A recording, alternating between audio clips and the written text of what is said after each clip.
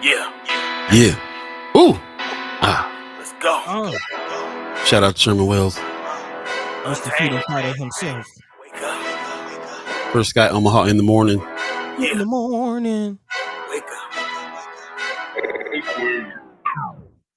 Wake up, wake up, wake up, wake up, wake up, wake up, wake up, wake up, wake up, wake up, wake up. Wake up, wake up, wake up, wake up, wake up, wake up, wake up, wake up, wake up, wake up, wake up, wake up. The wake up bounce. Yeah, it's the wake up bounce. This culture's not your reality. You better I throw a yawn in there. realize that we losing the drug and influence is keeping us off from our greatness. We gotta still rearrange these front pages. From murder and death to building our wealth. Removing the stealth. What's happening? What's happening? First guy Omaha in the morning. In the morning. Competition that's an interference with commission, man. We tired of listening, so we said enough. Unification amongst us. Wake up, wake up, wake up, wake up, wake up, wake up, wake up, wake up, wake up, wake up, wake up. Shout out to Sherman Wells. Wake up. Good morning, good morning, good morning. Time to wake up. Man. Get on up. Wake up. Wake up, Paul. Wake up, y'all. I'm trying to wake up. I got the wake up bounce going on now. Man. Hump Day.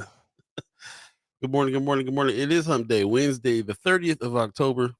A fresh edition of First Guy Omaha in the morning is going down. Morning. Yeah, how y'all doing this morning? You know, we do our hard start at 7 o'clock for the news, so we want to come on early and get our hellos and how you doings out the way with the fam. So how's the fam doing? You guys up early this morning with us? Yeah, they coming through. Tamika Johnson giving us some sunshine. Let it in. Hey, okay. Yeah, I hear, speaking of sunshine, I hear it's still been unseasonably warm out there.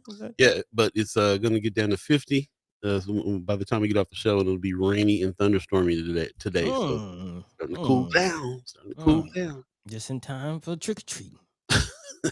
Mama God says, good morning, fam. Good morning to you. Judy Prinzler in the house. Good morning, fam. Excuse me. Good morning to you as well. Mark Manor says, good morning. This song makes me always want to scream, I'm awake. All right. There you go. You on your bike ride this morning? How's it going, Brother Mark? Yeah. Let us know, man. Weather cooling off. It's gonna be, like I said, rainy today. Pops in the chat saying good Wednesday morning and mad love from Las Vegas. What's up? What's up? RG up early. What's good, fellas? What's happening? Michelle Moreno says good morning. I'm going to vote today. Okay. Oh, there you go. That's right. Get that early voting in. Exercise. Yeah, it's been record numbers. Again, you joining the wave. Yep. Early voting, getting down. Yep. RG said, don't be talking about that cold mess. I know, bro. Cursing all in his ear. Cussing all too early in the morning, talking about cold. Yeah. Excuse me. It's supposed to get a little. I'm looking forward to. I got a lot of work inside the house today, so I don't have to be doing too much moving around. So I don't mind it getting a little rainy and stuff outside. Apparently, we need the rain. There's wildfires and droughts going on out here, so it's drying out. Yeah, drying out. The whole village had to be evacuated, man. What? Yeah, down Omaha. Oh, okay, A couple miles south of Omaha. So, town. I didn't know they got evacuated. I heard it was a fire. I heard there's a wildfire down there. I didn't know it was that bad though. Wow. Yeah, man. Yeah. It's been a lot of wildfires this year. I'm not sure what's going on with that. Global warming. Yeah. Mark Mendes says heading out in a bit, just finishing up the blog thing. Yeah, man. Okay. Killing the game with that Omaha Buzz. If you guys don't know, check them out. The Omaha Buzz vlog is that's the place where I go now where I'm if I got to find out anything going on in music in town. You know what I'm saying? Okay. Great coverage. Mark, if you're sitting around doing that, shoot us a link so we can big you up on that. Yeah, I'm wondering what's the topic of the day. Most deaf. Marlon Harrison says, good morning, First Guy fam. Good morning to you. Hey. Appreciate y'all getting up early this morning with us, man. Sometimes I don't know if y'all gonna get up. Man. Sometimes it's a question, but they continue to surprise. Yeah, Appreciate that. Yeah, that song I definitely feel like screaming back at Sherman. I'm awake, Sherman. I'm awake. Shout out to Sherman Wells. Shout out to Sunday Sermon with Sherman. Man. Shout out to Miss Conversations with Miss Cheryl Weston. She sent us a nice note too.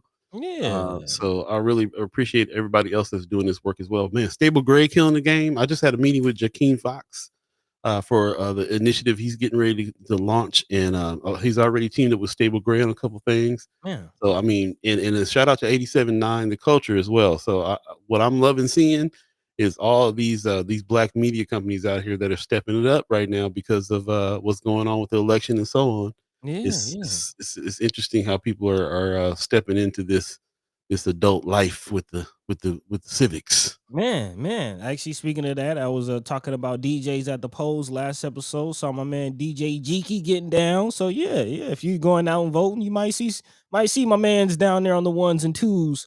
Hear some jams while you're voting. So yeah, shout out to all the DJs out there. Yeah, man. Also, man, Lincoln connection too, man. Got my man D Jackson, my man DJ Suede out there in Lincoln getting down. So yeah, making connections, making What's up, connections. man? Yeah, man. Shout out to the Streets AR podcast as Yeah. well. Shauna Dorsey's killing the game with her podcast over there at out of Weberized Studios. Who else is doing some things? Everybody, there's so many people doing. Oh, of course, the Hood Table still's rocking on Friday Yeah. nights. Bill King gearing up in Bill the King, mornings. man. So that's what's up, man. Everybody's kind of on it with that. Oh, also Shamika Gray. That's who Shamika Simpson is who I also wanted to shout out. Okay. Queen Mika, boots on the roots, boots on the ground, doing the work, trying to get rise to the polls and so on and so forth. So we'll be talking about Man. all that coming up. Yeah, Big yeah, way up, yeah. Aside from that, man, what's new with you, man? What's going on, Paul? man. I'll be honest. I'm waiting for this week to be over. We got a week until the Yeah. election. One I'll more be episode. I'll be very happy when this mug is over. If we didn't know we were a media company before, we know now. For Yeah. real. Yeah. So Yeah, really, this next 7 days is, 6, 7 days is a mad dash, man. Like it's about to get hectic. man. Sean McCarthy in the chat saying morning everyone. Good morning to you. Appreciate you coming through. RG says, man, look, sometimes nature gets us up right before the show. Oh yeah. Yeah. When it Yeah, calls, you gotta yeah. answer. Yeah, man. Yeah. You might as well, if you come back, might as well throw the show on in. Yeah, Early in the yeah. morning. You can watch the show while you're answering the call, Wait a minute. I don't want to know all that. Yeah. Keep that to yourself. Yeah, man. Yeah. So anyway, yeah, just wanted to get up early and say, hey, how you guys doing? Let us know what you guys are thinking about, how your week is going. And also, I want to do this kind of push to really kind of share the show with people. Let them know, face to face. Just let them know that it's on, and mention the name. Every time I go anywhere, everybody knows the name. They've heard the name First Sky Omaha. Nice. So even if they hadn't checked it out yet, so just trying to get a lot more people in to check it out and see what's up. Give me some ideas. We'll talk about that. Your wheels turning. Okay. Yeah. You know how I get, man. Yeah. We'll talk about that. Miss Erica Felt gives us a good morning. As you know, we got Mr. K on today. Everybody, I saw the feedback on friends. You guys is anticipating Mr. K on today for real. That's what's up. Man, did you check out his movie, man? I haven't seen it, man. I didn't get a chance to check it out yet. Yeah. Caught a couple glimpses, man. Looked through it a little bit. Yeah. I'm looking forward to that conversation. Shout out to Mr. K, man. Yeah, That's Mr. K's up, Clubhouse. RG says, what the mailboxes look like with all the political flyers right about now? Man. They burning up more paper than the forest, ain't they? Yeah, I was just about to say, man. I don't know if y'all heard, but a few states got reported. Arizona, Washington, Oregon, I believe, it's been reported that the ballot boxes are getting burned. Like people are putting incendiary. Yeah, incendiary things. Is that not what you were mentioning? Is that not what you were talking about? No, I was talking. I was talking about just how stuffed my mailbox is with political flyers. Oh yeah, well yeah, that too. But yeah, we didn't pull that as the story, but yeah, that actually is happened, man. It's a couple of ballot boxes been smoking. All of the ballots that were in there were lost. So the war is on a little bit, bro. Yeah, it begins. So yeah, y'all, stay vigilant, be safe out there, but cast your vote, exercise your right. Yep. Yeah, man. That's what's going on around here. So also Ashlei Spivey is going to be on early this morning as well too. She was like, "What time?" I said 7:45. She's like, "Man, look, you already know." Hey man, it's I was like, "Hey, it's getting hectic around here though. We're trying to squeeze in the people that we need to be squeezing in here before the election. Gotta get it in. Got to get it in. So we're gonna get it in right now. It's 7:00. If you believe in the concept of time, You're listening to a fresh edition of First Sky Omaha in the morning. In the morning. Happening now.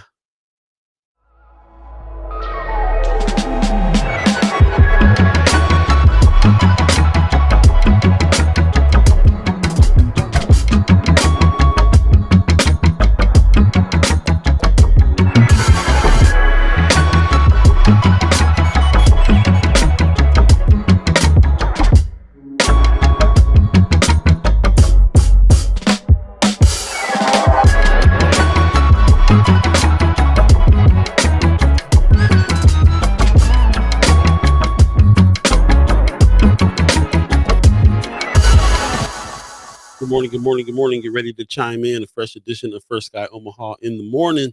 In the morning. It's going down on this Wednesday, October the 30th, getting close to the first of the month. When you know what that means. Gotta pay the rent soon. My back. Again. But thanks for joining us this morning. We do have a couple of special guests coming in this morning. Ashlei Spivey is going to come in and update us on what's going on, and also the Get Out the Vote initiatives that's happening around that she's been a part of, not just on her own race, but also just in general, trying to help people understand that this is the time and this is what we got to do. So everybody's been really stepping it up in a big way. Shout out to everybody who has contacted us and wants to reach our audience, feeling like our audience are important enough people to reach. Even the Kamala Harris, even the Harris Walls campaign hit us up, said Nebraska vote early today. This is the time frame to be voting early. Choose freedom, choose Kamala. They're saying if that's who you're choosing, go ahead and vote. If you're not, go ahead and vote anyway. Definitely get to the polls early. Like Buddy was saying early before the show started, record numbers of people early voting has already been going on now. But we've talked to a lot of you already, and a lot of people are going on the day of. So if you do, definitely watch yourself, watch out, because there's a lot of people that are feeling a little bit anxious. Some of the polls gonna have some police presence, I heard, and all kinds of things. So yeah, so it's we're in that time, 7 days away from that. So we're definitely gonna talk to Ashlei Spivey today. And then the other guest that we have on is Brother Kerron Stark. You know him as Mr. K. And Mark Banner has a great comment here. He said, we're all feeling the anxiety. Things feel dark. Conversation with Mr. K sounds like something as us adults can use right now. Yeah. Like we've been trying to get Mr. K on for a little bit, and I'm definitely glad to talk to him, and I'm definitely glad to talk to a person who has centered his work around children. And so, what does this election and stuff mean to a person who is who that's your everyday? I kind of want to know, what how does he is that a part of what he does? Is that does that fit with what he does every day?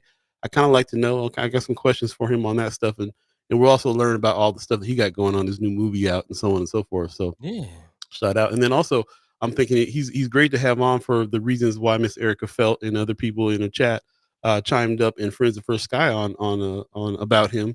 He's in childcare. He's in childcare. He's in child education. So he's right along there with the folks that are in that realm, in that field, helping out the babies. So shout out to him for doing his work. He'll be here a little bit later on in the show, so definitely want to stick around. Also, after the 8 o'clock hour, we'll definitely have more discussion about some of the items and articles that we're going to be presenting in the first hour. So we hope you stick around for that. And lastly, do us a favor, share the show. Share the show on your page, Facebook, YouTube. Share the show, get as many people in as possible. And even if you don't share the show, if you happen to be talking to some folks, just spread the word. Let them know that we're on here on Mondays and Wednesdays for 2 hours a day to have a discussion about the news. Nobody else is really doing that in the way that we're doing it. And so shout out to you guys for coming back. Shout out to the chat chimers for chiming up, and the ghost listeners for coming through and spreading the word as well. And also the monitoring spirits. We see in the reflection of some of the articles and some of the posts and some of the things that you do that you're on the same tip with us, listening to the people. So we appreciate you too, as a matter of fact. Yeah. And actually beyond that, now we got the new website out. There's opportunity for you too to have your voices heard and talk about the stories that matter to you in the way that you want to talk about them, that again, many outlets aren't talking about. So again, if you're interested in getting beyond the chat and actually crafting some articles and doing some things and actually contributing to the conversation beyond your comments in the morning, holla at us. First Guy Omaha at gmail.com. News gang. the subject line. Yeah. Tap in. Come on with it. Come on with it. RG is already applying the pressure for that third hour. What happened? So one day we gonna do a third hour, then Yeah. he ain't gonna be there. That's what's gonna Right. happen. That'd be the day he missed. With that said, let's go ahead and jump into some community news, buddy. What's on top of Yeah. mind right now? Yeah, as always, like to start out with some things that aren't quite making headlines, but things we like to point out in our community. And I'd like to start with some love for the Deuce, man. The Deuce has been active lately. It's been a lot of events, a lot of activity. Again, people frequenting the businesses down there, so much so that even Idle Vital is expanding and growing. So definitely a big shout out to Idle Vital. But also want to give a shout out to the North 24th BID. They have a facade program that will allow, again, businesses in the area to upgrade their facade, upgrade their building, kind of upgrade the edifice of their business. And yeah. Okay. There's a place for it. There's a place for it. Yeah, I know there's been some conversation about how what to do with the Deuce, how to improve it. Yeah. But yeah. Again, a lot of businesses going down there. Yeah, we was kind of looking at that church. Church has been It's for a interesting while. that they put this as the picture in the article that they had there because right across the street from Goodwin's, and what I'm Yeah. saying? They Yeah. wanted it to look nice around there. I understand. There's a place Hey, for it. There's a place for it. it is. I would like, to see something done with that church. It's been sitting there for quite a while. They already tore down the old IC building. So yeah, I'd rather these buildings get improved than torn down. True that. Yeah. But yeah. Moving along. Again, you gave a shout out to Queen Mika. I definitely want to remind people that there's an opportunity to get a ride to the polls, not just in Douglas County, but it's kind of spreading throughout the state. So again, if you find yourself in Lincoln area, Lancaster County, Sarpy County, there are other opportunities as well to get a ride to the poll. Going all the way up into the election. Again, early voting is going on. A shout out to Sister Shell Weston for kind of sharing the numbers with me.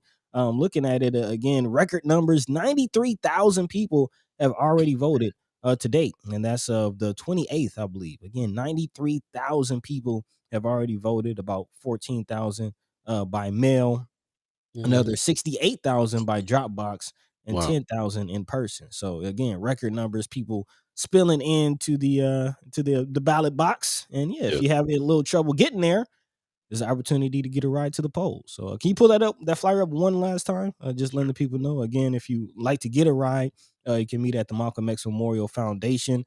I believe every day, Monday, No, Friday. I don't think it's every day, is it? If I can Let's see. find the flyer. Okay, Yeah, here we go. right. Okay, There except for it is. Sundays. Except for Sundays. Yep, Monday through Friday, and also on Saturday. So yeah, check out the times. You have some opportunities. No excuse. Exercise that right, man. Make your way down to the polls. There you go. Miss Erica Phelps said she was at the election commission Saturday morning to pick up her ballot to take home, and the line was around the building, but everyone was really friendly. So there you go. Nice. Okay, glad to hear that. Yeah. So yeah. Again, ride to the polls across the state. Look out for that. Also, there's some paid canvassing events as well. So if you want to get your civic hustle on, a few people are offering some dollars to do some canvassing. I see Brother Wells Lavelle's in Big Elk, I believe, is yeah, it has some money out there for those who would like to join the canvas and pound the pavement on the reservations. And then also I saw Brother Michael Lee. I believe he's offering $20 per hour, about 25 hours a week, to do some canvassing and pounding the pavement, knocking some doors. So you can get your civic hustle on, make a little coin at the same time. Yep. Better call them now. Got 7 days. Yeah, man. So check it out. That information is on Friends of First Sky Omaha. So if you're not a part of that group, there's some benefits, man. You can come across a jobby job. You never know. We've been posting a lot of jobby jobs lately. Let us know if that's something that you're looking forward to in Friends of First Sky Omaha, the group page on Facebook. If you would like to see a little section on some jobby jobs, let us know, because they hit us up now when they have them. So there you go. Yeah. I think Front Porch is offering a jobby job as well, making some coin. I believe like 60K starting. So yeah, check them out, y'all. Vital, you just mentioned her. She's hiring. Yeah. Looking for a store manager. I forgot about that, man. So yeah. Again, some jobby job opportunities, man. Some chance to make some coin. We still following the dollars here on First Sky. So yeah, if you're not a part, go ahead and check us out, Friends of First Sky on Facebook. And yeah, get the hookup. There you go. Also, speaking of getting the hookup, Shout out to Essential Gathering Place. It can hook you up with all your local needs. Yeah, they got the billboard. I don't know if you saw that. Yeah. Letting the people know again. Am I skipping? Hello. Yeah, you skipped a little bit. Yeah. Yeah. Okay. Let's see what this tech going. Let's see what this tech is doing. But anyway, if you haven't been to the Essential Gathering Place, check them out. Right off of Sorensen. If I'm not mistaken, like 45th and Sorensen.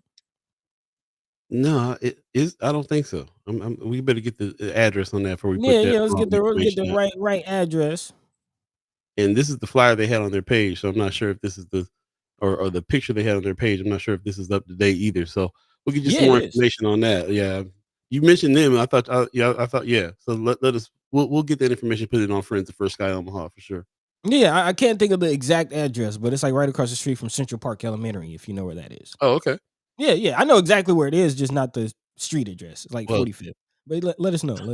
Yeah, let's get into you it. gotta, you know where it is. Yeah. Nobody else. We got. All right, we'll figure it out.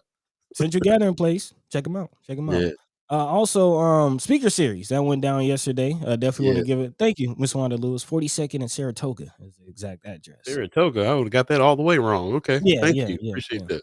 Thank you. But yes, shout out to our partners at One Omaha as well, linking up with the Benson Theater for the last iteration of the speaker series. At least, again, this whole chapter. Again, they're focusing on environmental justice, as you see, with Sister Cheryl Weston speaking. Yeah, doing All the the cars thing. out there. It seemed like it was a pretty good turnout, but let us know if you went. Yeah, definitely let us know if you went, how that went. I'm not seeing Sister Kimra in the chat. So yeah, we'll definitely love. Maybe she's recovering from last night. Maybe they spent a little time in the front room afterwards. Never know. So yeah, if you went to that, big shout out to our friends over at One Omaha again, recognizing and talking about environmental justice, something that we don't talk about enough in the community. But again, still impacted by it. Just because you don't talk about it doesn't mean you're not impacted. Again, still looking at closing that whole OPPD plant. Still looking at lead in the soil. A lot of things to talk about. Yeah, man. So, yeah, big shout out to One Omaha. Also, shout out to my man Don Curry getting some community success, getting recognized by the land bank for being a success story. It was just something that I've been looking for years. Finally, somebody in the community can successfully say that they got some land from the land bank and was able to flip some things and develop it. Finally, finishing that building you see behind them. Beautiful building. Yeah, I mean, this is somebody we know, so we know that we know that this has happened. There's stuff that's happened before, but this one right here is kind of standing out. As you can see, they're even on their own website, they're bigging him up. So that's what's up.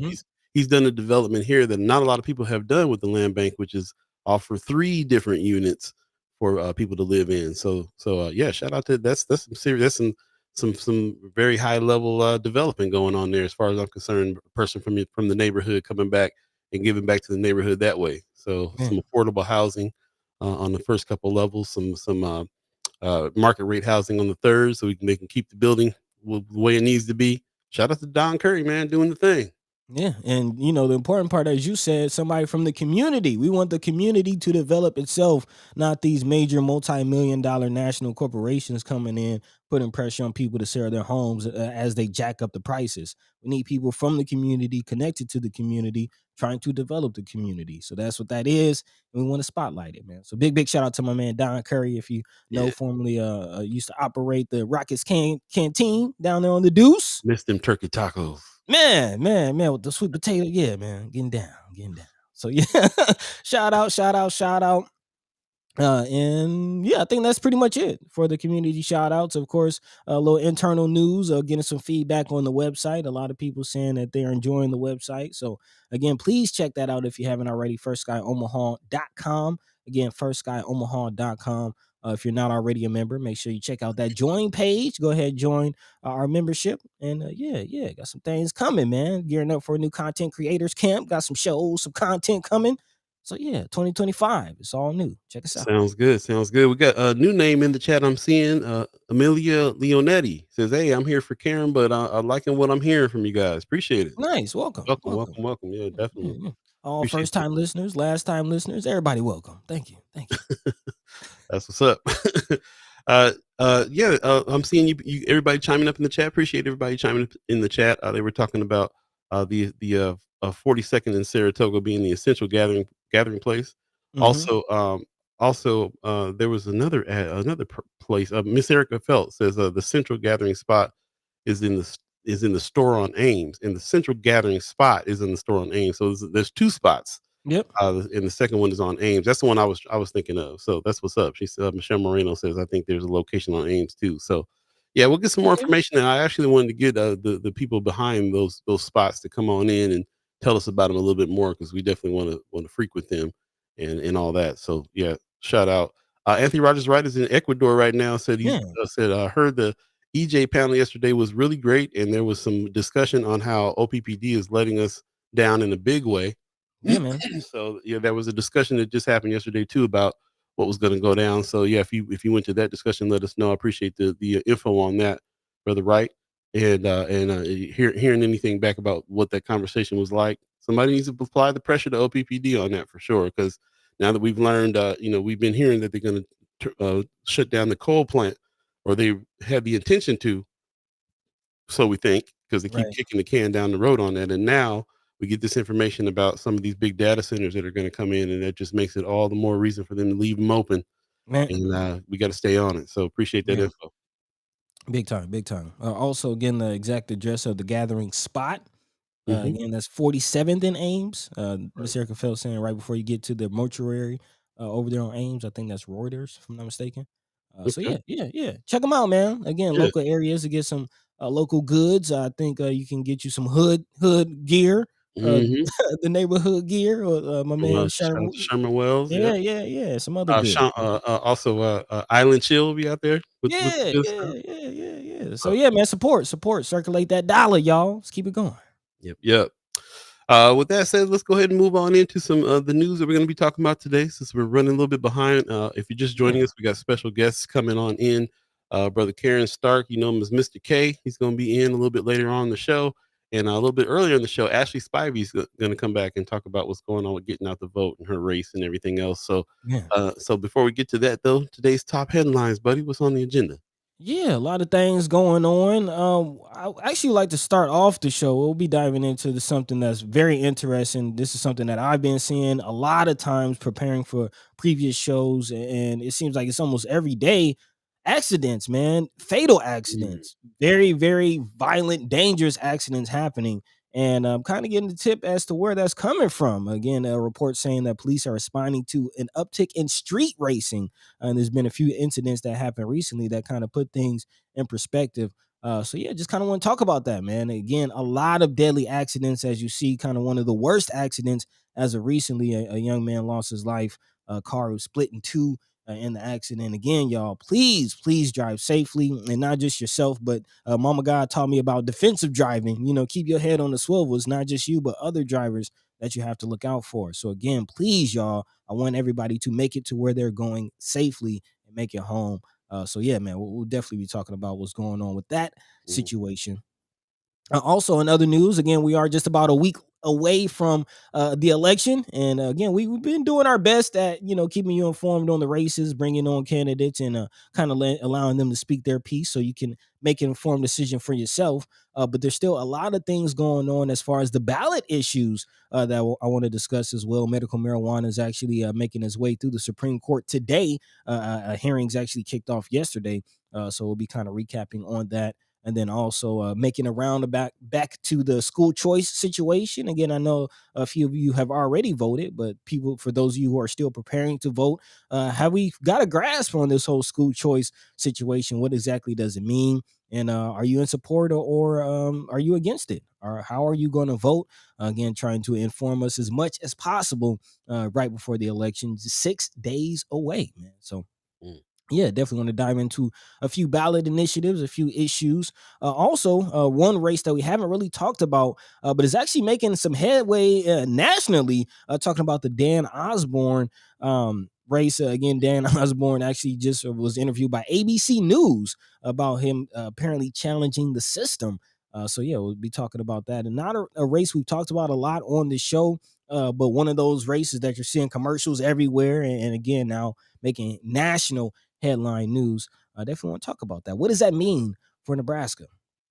Also, some updates on the McDonald's situation. It seems like McDonald's is suing some meat packers about some of the things that they've been doing, trying to hike up some prices. And then also a few development things going on. Of course, we haven't really talked about the Children's Museum, some improvements to the whole Mayotte Park, also known as Blue Stream Prairie.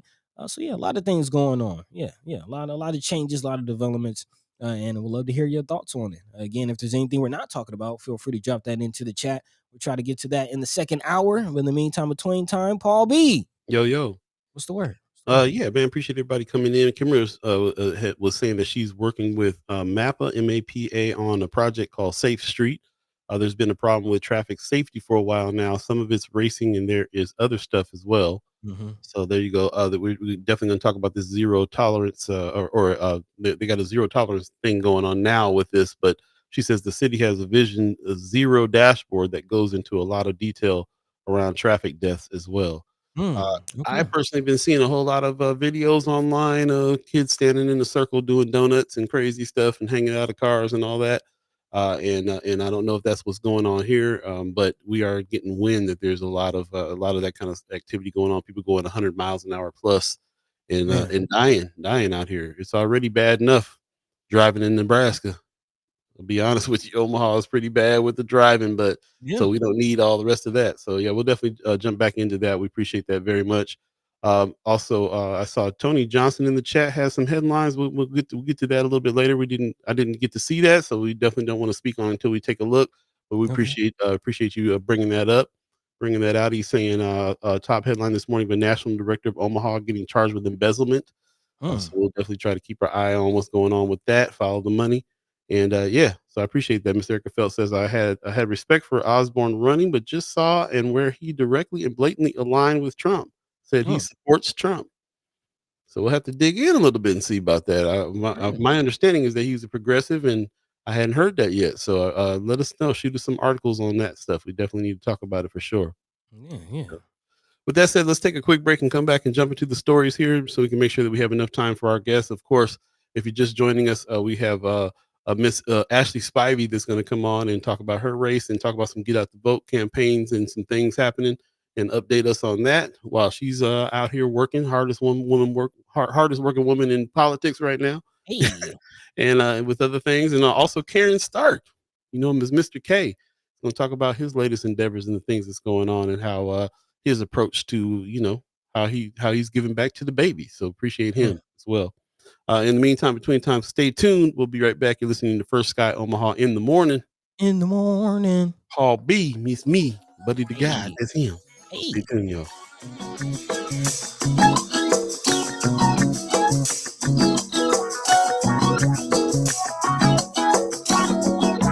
Time to get my hustle on. Hustle till the break of dawn. Do whatever makes me strong. Worry about the right and wrong. Time to get my hustle on. Hustle till the break of dawn. Do whatever makes me strong. Worry about the right and wrong. Living in the HIC. Brothers all surrounding me. Ain't no futures here. Just lives full of pain and fear. Time for a different stroke. I'm tired always being broke. Me and just about all my folks. I'm tired of being without hope. So it's time to get my hustle on. Hustle till the break of dawn. Do whatever makes me strong. Welcome back. First Sky Omaha in the morning. In the morning. I'm Paul B. He's Buddy the Guy. You know how many times I walk down the street and they're like, "Hey, you're First Guy in the morning." Everybody sings a little in the morning part. Hey, cut that check. Yes, all royalties coming First Guy. Yes. Cut that check. Thanks for joining us. Appreciate you coming back. If you're just joining us again, special guest Ashlei Spivey is coming on. Also, Kerron Stark a little bit later on. Do we say you see Kerron? How do you It's pronounce Quran. it? Quran. Quran Yes. Stark. Thank you. You know I'm always butchering everybody's name. I'm just sitting here letting you, man. Yeah. Yeah. You gotta let me do that. You know I know no better. I just be butchering people's names. Yeah. Shout out to my guy Quran, man. Yeah. Yeah, I know him as Mr. K. Mom call him Mr. K. I'm gonna call him Mr. All K. right, there you go. Yeah, he'll be on a little bit later, so stick around for that, and also some more discussion after the 8 o'clock hour as well. Meantime, between time, buddy, what's first on the agenda around here? Yeah, man, folks kind of already talking about it. I felt like this will be some conversation again, talking about the dangers out there on the road, man. A lot of deadly accidents. Paul, you kind of mentioned it. Not Miss Erica Feld, but Sister Kimra also mentioned it as far as traffic safety being an issue in the city for a while now. For years, a couple years, there was a stint where buildings, where no building was safe, man. Like seemed like almost every other week somebody was hitting some other building, a business, a house. Man, it was getting crazy, but now it seems like things are taking on another tone, another color, a lot more dangerous tone as far as again deadly accidents and people hitting other drivers or hitting objects themselves. And Mm. again, Channel 7 is reporting that the Douglas County Sheriff is announcing a new policy to kind of crack down on some of this stuff, a zero tolerance enforcement for street racing. Um, again, we don't quite often laugh or agree with what Sheriff Hansen is saying, but I'll be honest, I do find this kind of funny. He said, "I hope you have a bicycle and maybe your grandma can give you a flip phone because you might need both." They're not playing, y'all. They taking cars. They planning on taking cars. And again, this is something that even if you're not street racing, maybe you just find yourself doing a little speeding one day, just a couple miles over. Just be mindful that, again, cracking down is on the way. Douglas County Sheriff Aaron Hansen is describing the speed racing community's driving behavior as anarchy. So far this year, 60 people have died on Douglas County roads, and the sheriff's office is now enforcing a zero tolerance plan when it comes to excessive speeders. Again, this is coming on the heels of the deadly crash that happened at 144th and Hillsdale Avenue out in Millard. Again, young man was driving 100 plus miles per hour. Accident caused his car to split in half, and there was a visual there. And quite ironically, at the visual, apparently there were two drivers who were cited during the visual for speeding near the event or near the space where the young man lost his life. Hansen did say that the two were connected to the candlelight vigil for the young man, Brendan Patire, who again lost his life in the fatal crash. And they are saying, as far as police, that if you are engaged in this dangerous racing behavior, people prepare to lose your vehicle. Hansen says, prepare to have your phone taken because our road patrol deputies will be seizing both. Again, we're going to take every opportunity we can to glean this evidence to get convictions for the highest level of offenses we can. So, yeah, man. Not much to say about that. I will kind of add in this recent attack on the lady. There's supposed to be connections to that. There was an attack at 56th and Sorensen about a week ago. A lady tried to break up a car event. They were in the parking lot doing donuts, screeching, making a lot of noise. Lady tried to break it up, called the police, and she was ultimately attacked. So yeah, just kind of, man, just thinking about the young folk that are involved in this, and just if you have young folk in your life, maybe talk to them about the dangers of speeding and racing in particular. It might seem fun, it might seem cool, but be careful out there, y'all. Yeah, I'm also thinking back to the even not in the street racing situation, but the woman who just wrecked and her kids died in the car on 10th Street out there. She was going over 100 miles an hour too, so it's not just the street racers, but also just people speeding in general. That's causing a lot of what's going on. Now, and also, I'm thinking about some of the stuff that Anthony Rogers Writer's thinking about too on this. He says that we need to all discuss how horrible safety is when all the damage and construction happens on the roads. Feels like they are fixing every street in Omaha right now. It feels like they decided to just start construction everywhere all at once instead of providing some spaces where you don't have to deal with it. Says drivers sometimes have no idea which lane to be in, and I've seen many near misses as a result. Also got to mention some friends even that have died as pedestrians getting hit by cars because of those reasons too. People not knowing what lane to go in, and then all of a sudden somebody's in the street and get hit and get killed that way. So there's it's bad news out here when it comes to that kind of stuff. I've seen this firsthand growing up in California, and I was in California in my late teens and early 20s, and it was right around the time that the first Fast and Furious movie came out, Mm. and some of the car clubs that I belong to, their cars were actually in that first movie. They actually came to San Bernardino, California, Norton Air Force Base, and recruited a bunch of cars and shot a bunch of footage there. And so the car culture of racing was really, really real. I was even a part of it myself, and I saw when they started cracking down on what happens. They will take your car. They will Man, fine you money that you will spend years and years and years paying. And the worst thing though is when somebody gets in an accident and accidentally kills somebody. How you live with that kind of stuff. man. No, So that's definitely, you can't take that back. You can't take that back. yeah. But I'm also thinking of myself here. Again, here in Atlanta, street racing culture is a huge thing. I've come across a few side shows, if you will, on the interstate. 2, 2, 3 o'clock in the morning, leaving the studio, and the interstate is shut down 3, 4, 5 lanes wide with people doing donuts and stuff in the road. Yeah, Great man. point.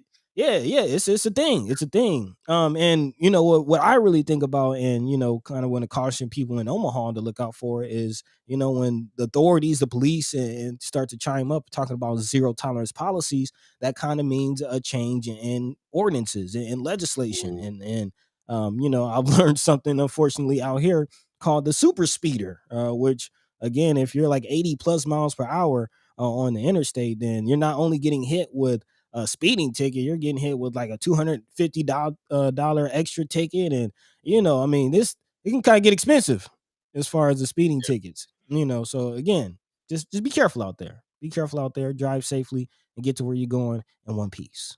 yep. Appreciate that. You guys are giving us a little bit more information about the woman that got attacked. Tony Johnson says she was attacked by teenagers. Miss Erica Felt says I saw that woman was attacked by children for going to tell them not to make the noise with the cars. Mm-hmm. So yeah, this unfortunate. This is definitely a thing. Miss Erica Felt also says I miss car culture in California. I do too. Yeah. Here's the salt and snow. Here's their salt and snow. So they don't really value their cars like back home. So they're reckless and dangerous. That's an Mm. interesting viewpoint. Yeah, I definitely see that. Yeah, we do a whole lot more cruising around in the car culture in Cali than out here. It's more about racing. But it's all over, and it's unfortunate that it turns out that way. And I do get very irritated too when they're out there revving their engines, revving their cars. I can understand why that lady wanted that to shut down. But it's also just another thing to me. It's another thing that we talk about all the time, where kids are gathering together late at night doing stuff, and what else do they have to do, and what can what else can there be in place of some of these things, and where's the parental supervision and so on and so forth. There you Yeah. go. Mama God even said I had to call the police because of donuts in parking lots next to me. So horribly annoying. Say it out for say it out for a while, but they would not stop. Mm. So yeah, it- and it's usually kids. It's usually kids. Yep. You know what I'm saying, for sure. So Rose View said we used to cruise Dodgers the street from downtown to West Rose back in the day. There was some cruise, but Dodge Street. There was some cruise stuff happening back in the days. That's not the culture anymore. It don't seem like to me. No, yeah, everybody in the rush, everybody racing. So again, I am all for the car culture though. Like you know how we get down, Paul. Yeah. Love car culture, but this is the dangerous side of it. So maybe some people can get together and organize some things. Organized, Mm. safe, have some ambulance out there. Some preemptive things. Maybe that might be the way to go instead of not necessarily saying just shut these kids down, but give them something constructive, safe to do, and not endangering the community. One more thing I want to mention too. And a lot of times we're talking about street racing. That's also a very cultural thing as well. But I want to mention that it's not just people of color out here with that. There's an ongoing racing event that happens out there by Cunningham Lake. They've been tuning up them engines and racing and doing stuff all over Omaha. Yeah. The racing car culture is not cultural in the sense of it's just people of color out here speeding around illegally. This is a thing that goes on all over the place. Man. So and more so, I think more of these accidents that are happening, they're happening with people that are passing away because of just regular bad driving and speeding. more than even right alcohol, late, downtown, that type of activity, even more than the racing is concerned. So I don't want to put too much emphasis on it's just the kids out here acting crazy. It's all over the place. Yeah, which is one of the reasons I actually wanted to highlight this and talk about it, because it's something that impacts everybody, regardless of station, location. Everybody can be impacted by this. So again, keep your head on the swivel, y'all. Be safe. Yep. Please do. I just want to remind everybody that we do have a newsletter. The newsletter is called The Weekly Wrap, and that drops on Friday. We're trying to keep this up and also improve it with a lot of information. The conversation kind of still continues on in the Weekly Wrap. You can hit us up with some feedback. You can also hit the survey that's on there as well. But please give us your email address and let's do that. Let's beat this algorithm and spread the word even further by go ahead and clean out your email inbox and get ready for some email newsletters. The Weekly Wrap is happening right now. Like I said, it drops on Friday. I'm going to put this link in the chat. If you haven't already signed up, hit that link and sign up. And if you don't hit the link, then just hit us up at firstskyOmaha@gmail.com with your email address. And yeah, man. Yeah, get down with the Weekly Wrap with us. We really appreciate it. Yeah, get on down. Big shout out to everybody who's already tapped in. Appreciate the love. Appreciate it. Before we move on to the next story, I did want to kind of acknowledge Miss Erica Felt, man. Very, very interesting message and comment. She says, my mother used to say when people feel powerless, you see more racing and dangerous activities that pump adrenaline and make you feel powerful. Wow.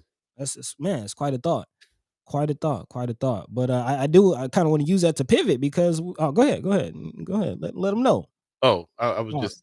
Oh, did you fat finger? Did you mean to put that? Fat finger something. Okay. I don't know if she would be message. She had message at the end of her. Yeah. Definitely not. Definitely appreciate that comment. Something to think about. But where I wanted to go with that is the fact that we're not powerless. We are finding that we do have power in the form of our vote. That is something that matters. And again, we have the opportunity to vote directly on some things and that will impact our lives directly. Again, talking about medical marijuana, which again many senators have said it will impact what's going on as far as the property tax situation, but also speaking of tax dollars, what's going on with the public school versus private school situation as well as abortion. Again, these are the three top ballot issues and initiatives that will be you will be voting directly on when you go vote if you haven't already. And just want to make sure that we are as educated and informed as possible. And talking about these things. And actually, we have our special guest coming up in a few. I would love to hear her take on some of those things as well when Sister Ashlei Spivey joins us in a few. But in the meantime, between time, let's go ahead and dive into that, Paul.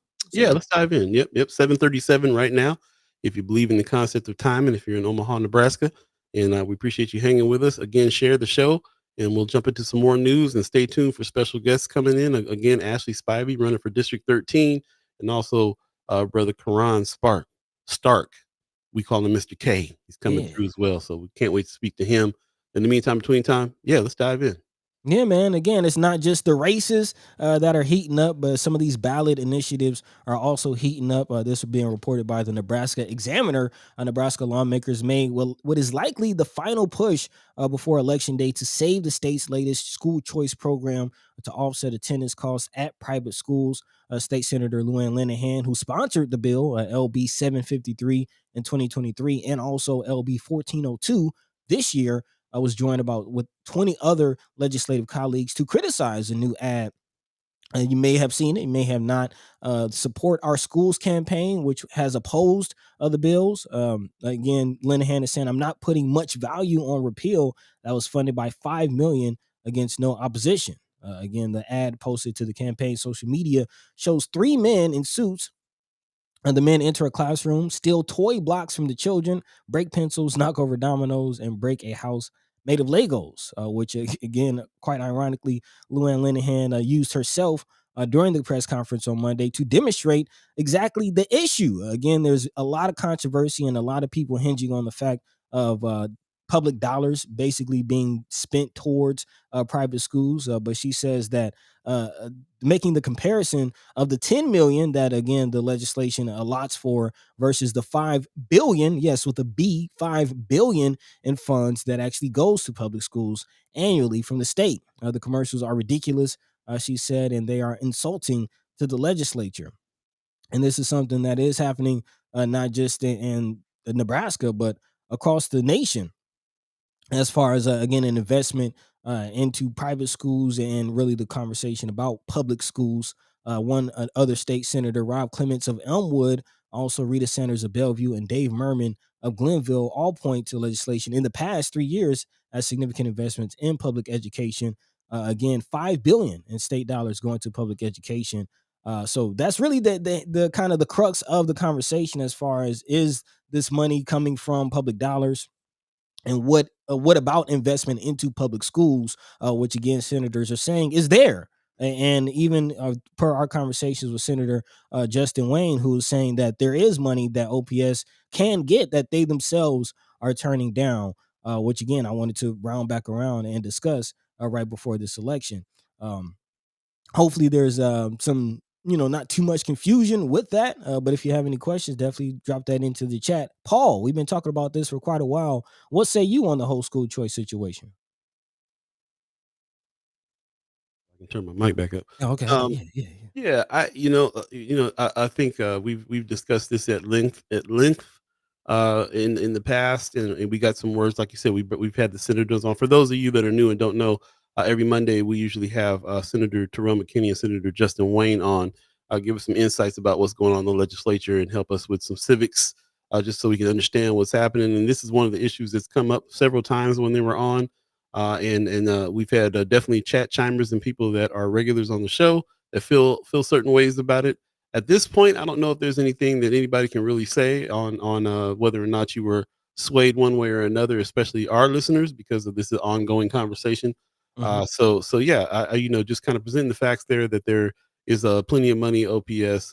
We definitely would still want to be able to have choices for our kids, especially when certain places are not working for them. So this is just going to be an ongoing thing. Although we do live in a state that is not doing too much when it comes to private schools for our neighborhoods and our kids, as a matter of fact. So, we have to make both work, and I think that that's always going to be the answer for me. Is that the majority of our kids are going to OPS. That has to work, but also there should be some alternatives for some kids that OPS is not working for, and so yeah. So this is interesting. I don't have much to say about the stunt that she pulled here with the Legos and No. the stuff. I thought it was interesting. But she's getting her point across with some props. Yeah. It's understandable. So it's interesting. I was kind of cracking up at the looks on the faces of the people that are standing in the back of her on this picture. For some reason, it's just like, why is your mouth all twisted up over this? I'm not sure what they're thinking back here, but I think it's a pretty interesting argument and viewpoint. So let us know. I kind of want to hear more now that we're getting closer to the election from you, the chat Hmm. chimers and ghost listeners. What do you think? What do you say? Where do you stand on the issues too? Let us know for sure. Anthony Rogers Wright is chiming up right now about it, saying there should be no public money for private schools. Why are Democrats trying to scare people with Project 2025 when promoting Project 2025 policies? Okay, Hmm. so we can kind of go off into the 2025 argument on that as well.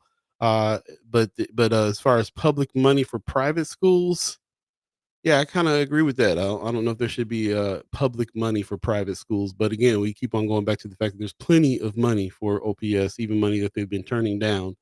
And some people are asking. Some people do want vouchers and ways to help pay for some private school education when there's private school education to be had. Like I said, we also live in a place where the majority cities don't have enough private schools for people in the neighborhoods, for where you might want to send your kid, other than the public school system anyway. So this is still one of them ongoing things, and it's kind of place by place as well. Hmm.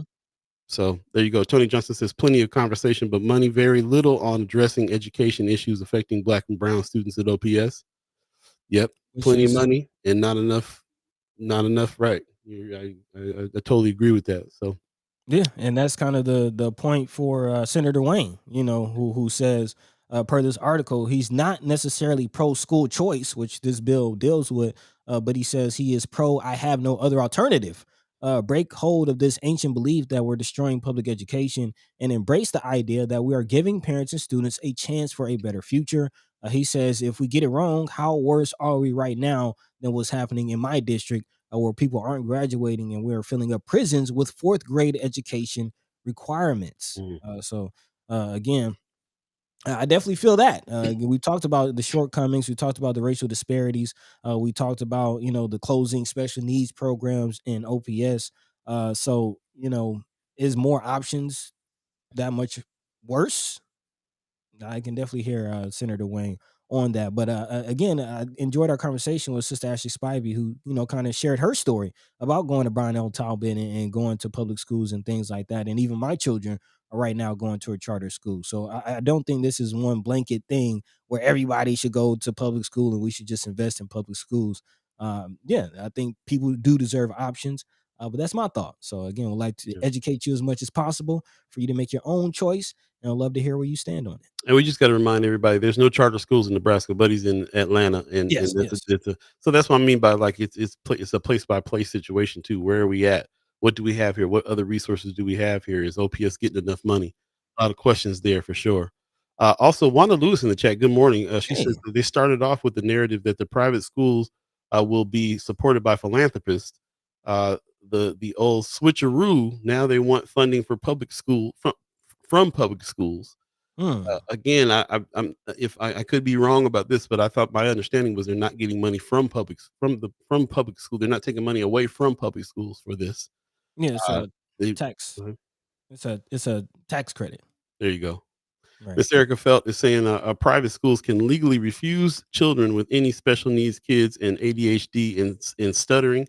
So that's the other issue with private schools. They're private, so they have all the right in the world to not take people. But we also learned that public schools do that too. Yeah, especially students with IEPs. Yep. Yeah. Yep. Appreciate that very much. So it's 7:46 right now. We're a little bit past the time for our first special guest. So we'll table this and talk about this a little bit further after the 8 o'clock hour.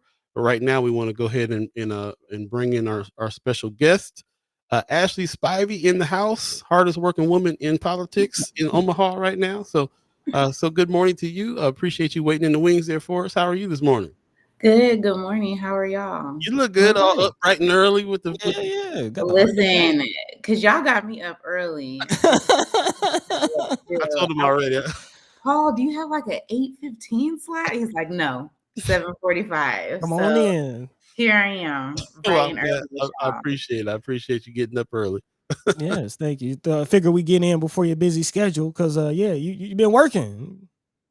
Yes, and it's always interesting, being a parent and running a nonprofit, like running for like all of the things. So yes, I got one up in the shower. The other one went on school drop off. So we'll see how this goes. Yeah, it's a juggling mine next door watching TV right now. I understand how it goes. Yeah, I get it. But hey, we got to get it done. And we appreciate you taking the time to speak with us. Man, how are you doing? How's the campaign? How's the Justin Pearson event? Like how's things going? Oh my gosh, things are going really great. Every day since I announced, we've been grinding. I've been on doors. I've been doing all of the things. And so I don't want to leave anything on the table. So working really hard every day. The Representative Justin J. Pearson event was so amazing. So for folks that don't know, Justin J. Pearson is a representative from Tennessee. He's one of the Tennessee Three. And so really just has a stance of like supporting justice and like battling systemic oppression and how can policy be a lever for change. And so he was here speaking at the NAACP Freedom Fund banquet, and then he did a youth town hall. And so he did a door knocking event for me, which Paul was able to come. We're going to have to teach Paul that he got to wear his comfortable walking shoes. He become impressed. And I'm like, Paul, your feet going to hurt after this. They had me out there, feet hurting, cold weather. I was like, I'm moving back to California. Forget this. Man.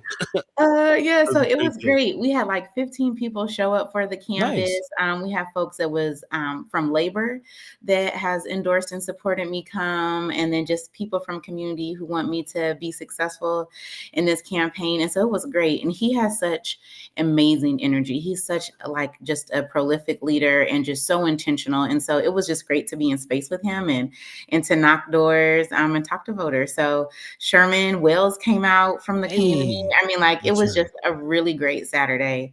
So it was good. Yeah. Nice. So are you going back out this weekend?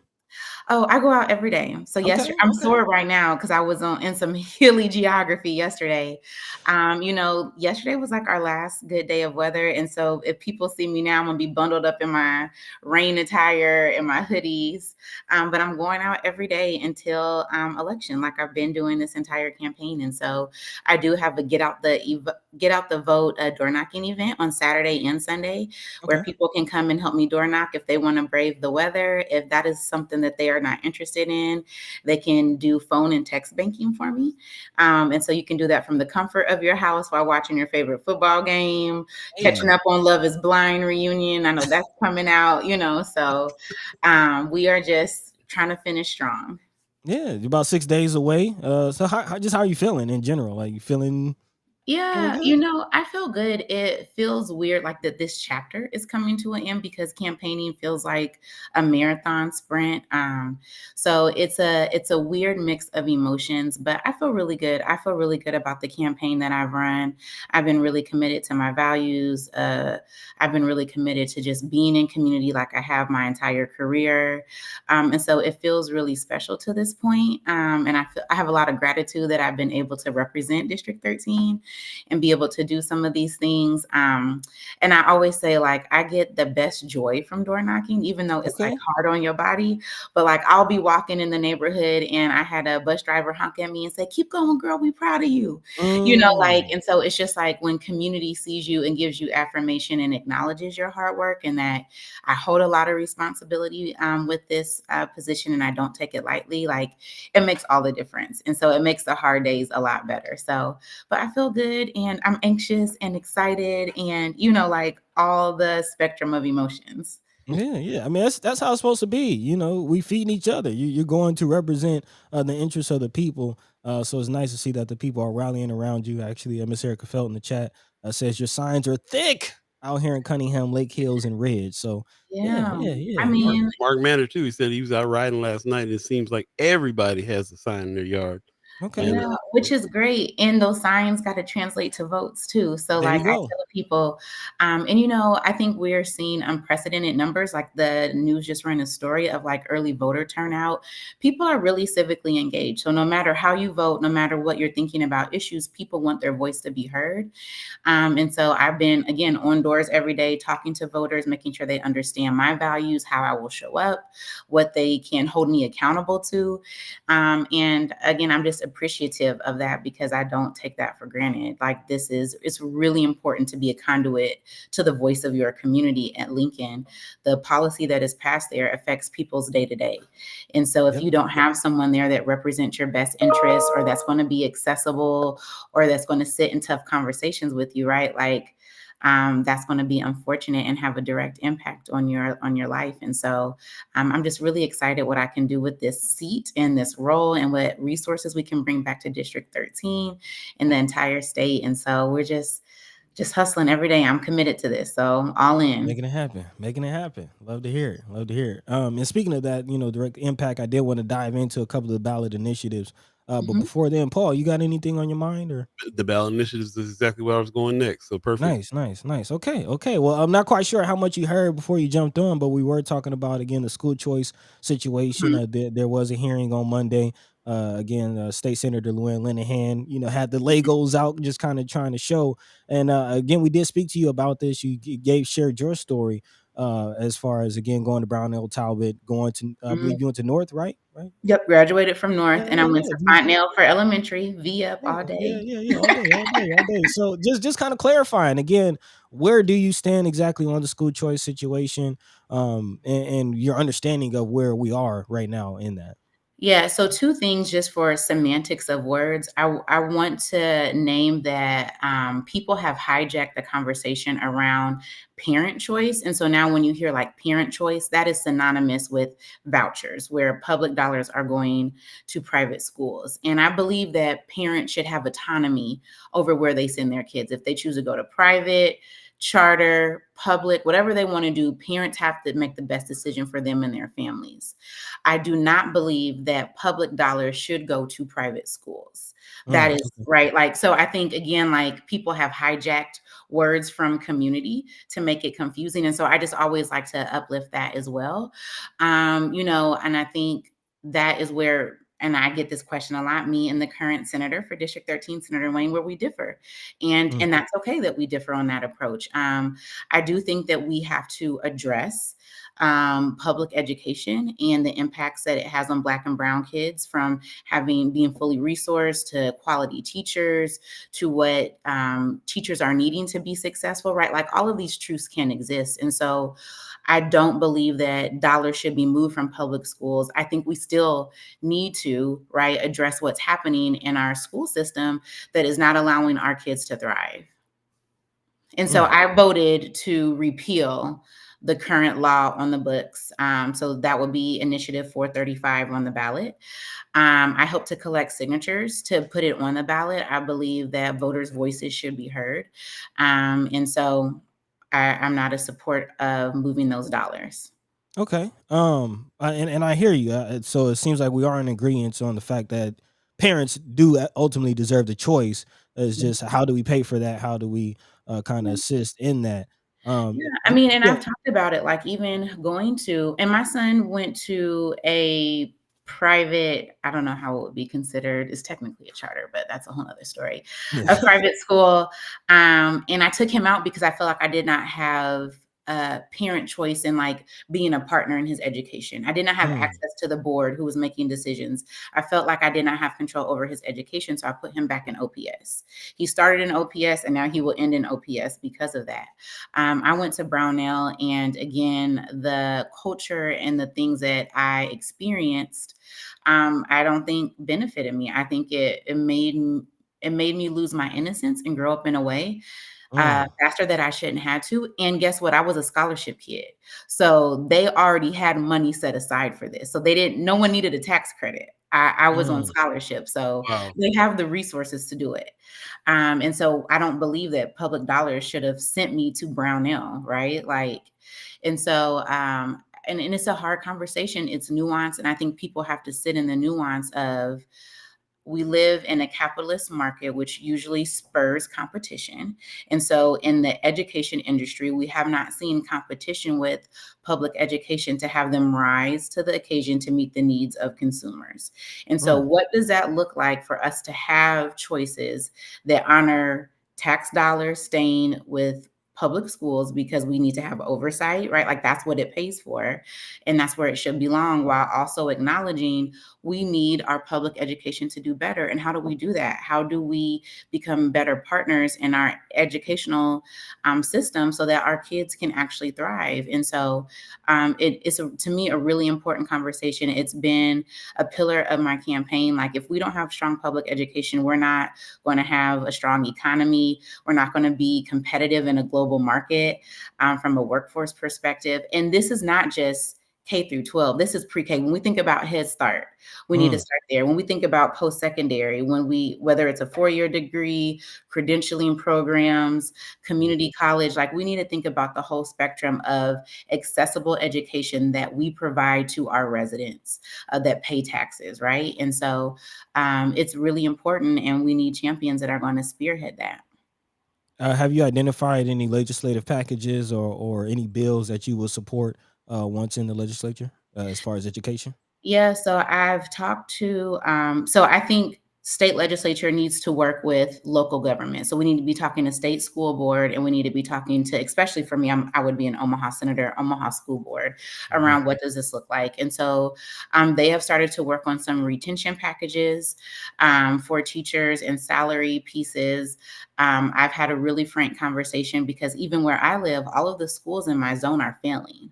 And so what does that look like for me to have choice, even within public schools of where I live? And so having conversation just about, for me specifically, the revenue model, and what does that revenue model look like, which is rooted in property tax, right? So that gets to the bigger issue of people being able to stay in their homes and the property tax burden. So what does that look like from our revenue streams that we have coming in that allow us to fully resource? And then what does accountability look like, where we're not just teaching to the test, where we're making sure students have what they need? And so some of my bills will be looking at innovative revenue streams to come in to help fully resource resource of schools. And then I want to be mindful that like local control is important. So to me, state legislatures should not necessarily legislate exactly the day-to-day operations of, say, Omaha public schools, but we should be a partner in saying, here is the expectation for all of our school districts around supporting and providing quality education for our kids. And then how do we work together at all those levels of government? And so I think it's going to be more than just passing legislation. It's really going to be a partnership with other elected officials. Beautiful. And you actually kind of teed up the next issue as far as medical marijuana, which is, making its way through the Supreme Court this week. And yeah, you have mentioned it. Senator Wayne has mentioned it. Senator McKinney has also mentioned it as far as a way to kind of increase revenue for the state. Is that something that you feel could impact the education conversation? Absolutely. So for my platform, and I've said this numerous times, hi, baby, I want to bring in innovative revenue streams. Yeah, we're on TV. Say hi. I want to bring in innovative revenue streams to make sure that we can fully fund services that the state is responsible for doing. So it's not just, so it's public education, but think Medicaid and Medicare too. Currently, our executive leadership in the state have proposed cuts that will really affect people that are on essential state services. And so, bless you. So having innovative revenue streams like decriminalizing and taxing and legalizing marijuana is going to be important. And also, I've been looking at online gambling. Like people are going to gamble. We're losing money to Iowa across the bridge. So we have casinos now. So let's raise the tax and let's make online gambling legal. And let's use that revenue to be able to fund services that people are needing. And then we can see then a tax relief for like property tax, for example. So yeah, so that is a big part of my platform and is important. I was on this call, so the cinnamon rolls are a little bit brown. So I was making breakfast while we've been talking. And so I put some cinnamon rolls in before, and I was like, that's what I just walked to. And then my husband came back in from school drop off. They're just a little brown. So I'm like, ugh. Hopefully the baby still eats them. Paul said he on the way. On the way. Speaking of which, before I know that you got to get going, so we appreciate your time. Here's 8:01 right now, just to let people know if you believe in the concept. It went by fast. It goes by quick. There's a lot to talk about when it comes to you, for sure. So we appreciate you coming back on. Just want to acknowledge speaking of your husband. Yeah, it was his birthday yesterday. Yes. And so, and I always say, like, when I talked to him about running for office, right? Like, he was like, yes, I support you. Like, we'll do this. And I don't even think I understood the implications that running for office has on your family, in your village, and your support.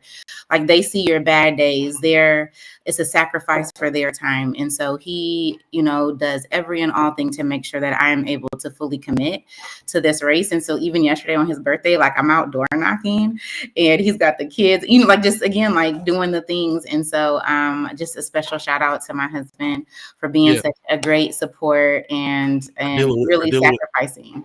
Or dealing with brown cinnamon rolls and everything. I know, right? Like, terrible. They're not going to be soft. They're going to be a little crunchy. He's just going to crunch on. It's okay, baby. He's going to crunch on. Just to let everybody know, too, bro is responsible. You guys are responsible for Best Burger. So, So I went over and had me a Best Burger the other day. Well, and so with that, we are leaving our brick and mortar in the dining room. So this is our last week, really last 2 days. Yes. So we have some other things working. So we're not closing. This is a see you later. We still have our food trailer. We're still doing catering, but we have some announcements that we're working on that we should be able to share hopefully in the next 4 weeks, month. And so these last 2 days, our last 2 days in the dining room. And so we're running a special where you can get an All-American, which is like our classic burger, and our hand-cut fries, because he makes them himself, for $5 from 11 to 3. So I would suggest that y'all get in line early because it's good. And so, our last 2 days today, 11 to 3, come and see us. Hey, check them out. Got that house seasoning on the fries. Yeah, I ain't forgot. Shout out to the guy Stilo, man. And then I dip it in some garlic aioli. That's how I eat my fries. All right. And you be like, aioli. Hey, appreciate you. Give a shout out to Stilo for us, and really appreciate all your efforts and everything you're doing, not just for your campaign, but what you're doing for the city. As far as, go ahead. Thank you. And then I know that we are wrapping up, but can we just say for the other ballot initiatives that I think are really Abortion. important, really quick? So Yes. abortion access and paid sick leave. So paid Yes, sick yes. leave, when we think about working families and what people are needing, like labor has been at the forefront of doing that, working families, of making sure like we have the benefits. And so I voted for paid sick leave. I encourage folks to do the same. Like, we need to make sure that we have that safety net and that folks don't have to choose between taking care of themselves or someone and their job. And then abortion access. So I've been on the front lines working around reproductive justice through I Be Black Girl.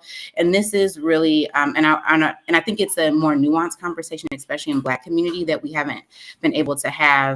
And for me, it's about, you get bodily autonomy over whatever you choose. If you choose not to have children, if you choose to have children, the type of care that you access. And so we are currently operating in Nebraska under a 12-week abortion ban. What we have seen from that ban are that we cannot attract OBGYNs because they're scared to be criminalized to be able to access the full spectrum of care that they do. Abortion access is a type of care. We are able to see, and we saw in Georgia, right? Like, if somebody needs care and doctors are scared, we die. Black women especially die at a higher rate because when we choose to be pregnant and parent, we are already seeing inequities in our care. And so we've seen that on the forefront, and I won't name the story because it's traumatic, and just we're getting a lot of those really vivid, hard harm against Black bodies, but just know that it's happening, and we've already seen the implications of abortion bans. And so for me, I'm voting against 434, which is at the top of the ballot, because it will codify our current abortion ban in the Constitution, as well as leave a loophole for the legislature to come back and create more extreme abortion bans, which our executive leadership in the state has agreed that they would do. They want a full ban in Nebraska. 439, which is an initiative that I hope to lead through I Be Black Girl and personally, restores what we had under Roe v. Wade. So it's up to fetal viability abortion access. So this is not about if you choose and want an abortion, right? That's your business. If you don't want one, don't get one. If you want to have access to care, you should have access to care. This is really about not allowing government to have decisions over our body. And if government has a decision over my body, what is next for my civil liberties? Nothing is off the table. And so that's what 439 is really about, keeping government out of these decisions, trusting healthcare providers and patients, people, to make decisions about what's best for them. And that's why I have voted for 439, and that's why I support it. So I just also wanted to uplift that. And I know we are over time. No, I was trying to let you go to do your thing. You can spend as much time on here as you want to with us. We appreciate you coming on. My Mama Guy says, by the way, you working hard, but shout out to you looking good. Hey, thank you. Listen, I'm on these. Listen, I was telling Paul when we were walking, these neighborhoods will have you in the best shape of your life. I'm in pretty good shape because I got hills. Some people live like up in the mountains, down in the ravine, and I walk. I'm on my second pair of shoes. I really should be on my third pair. And I walk 2 to 3 hours each day canvassing. And so, and then because I'm busy, sometimes I don't eat lunch. So I got to remind myself to do the things. And so, I'm in some of the best shape of my life because I've been committed to, again, being in community with voters. So thank you for noticing. Nice. So glad it's working out. Again, we're all for the campaign, excited to see how things turn out in the next week. And however we can help, let us know. Yeah. Well, and I would just, the last thing to say is make sure y'all turn out to vote. So if you have an early voting ballot, like you were going to vote by mail, do not drop it in the mailbox. It will not get there on time. There are election commission boxes, like they're these big steel boxes. They like red, blue, white. Drop them in there because the election commission picks them up. I will have a list of drop boxes on my website today, as well as you can go just to Douglas County Election Commission to see where those drop boxes are.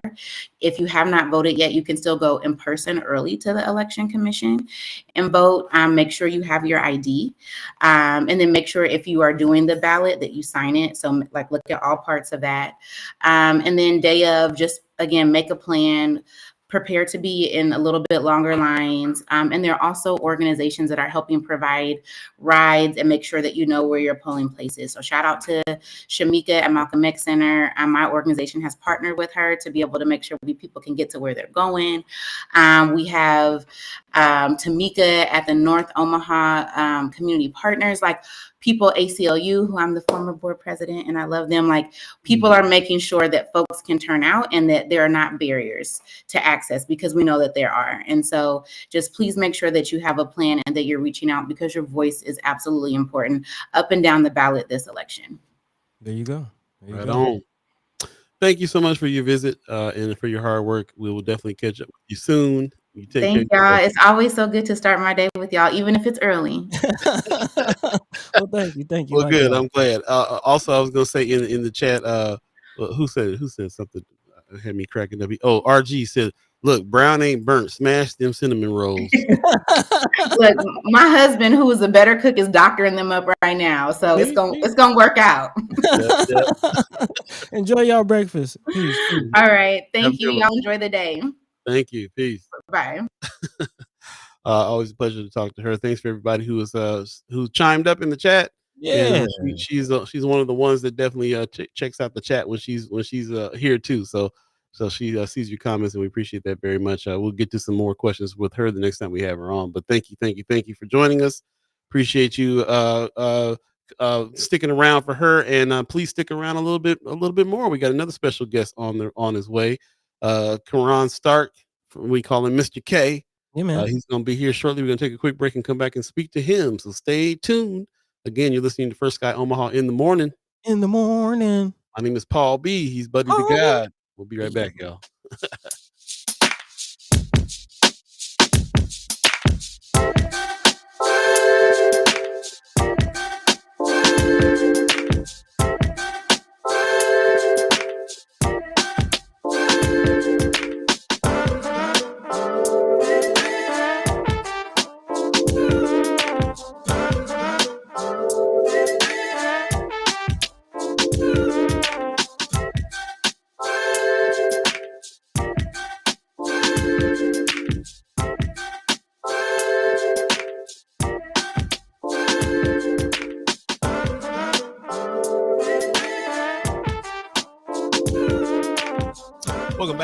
Welcome back. First Sky Omaha in the morning. Paul B, Buddy to God, chat chambers, ghost listeners, monitoring spirits. We see you. Yes. Shout out to Pops for that track right there. And yeah, man, it kind of put me in the mood here for our next special guest that's coming in. He's waiting in the wings. We're going to go ahead and bring him in without further ado. Ladies and gentlemen, Mr. K is in the house. What's up, guys? Man, Kerron, what's good, bro? Man, what's up? Man, y'all crazy for that picture y'all chose. I ain't seen that picture in 8 years. Hey, bro, you were looking too smooth, and I was like, look, we're going to show a different side of the brother right now. I need to put that on more often. Yeah. Got the 3 Ps. Got the 3 Ps. Oh, yeah. How you been, brother? Man, I'm good. Thanks for having me here. I want to first say thank both of you for allowing me to be on here. I know I'm no Mark since we were teenagers. Man. Well, I met you a couple years ago, and like I just got a deep respect for what y'all do, and y'all consistency with this program and the other things that y'all do. So I really appreciate the opportunity to sit and talk with y'all. Man, come on, man. You know it's all love, bro. You know it's all love. Likewise, it goes right out to you as well. Love what you're doing with Mr. K's Clubhouse. Congratulations on the new movie, man. Like, man, big shout out to you. The respect is definitely mutual. So thanks for taking the time. Thanks for taking the time to come and speak with us. Again, for those of you who don't know, Mr. K is man, dynamic brother, but definitely heavy in the child care space. Again, grew up in a child care facility, and now carrying the torch and taking it to another level with Mr. K's Clubhouse. So for those who aren't familiar with you, just a little background, man. Of course, you're from Omaha, but yeah, let the people know where you're coming from. Yep. So I was born and raised in North Omaha, grew up in my grandma's in-home daycare that she still has to this day. I was born and raised there.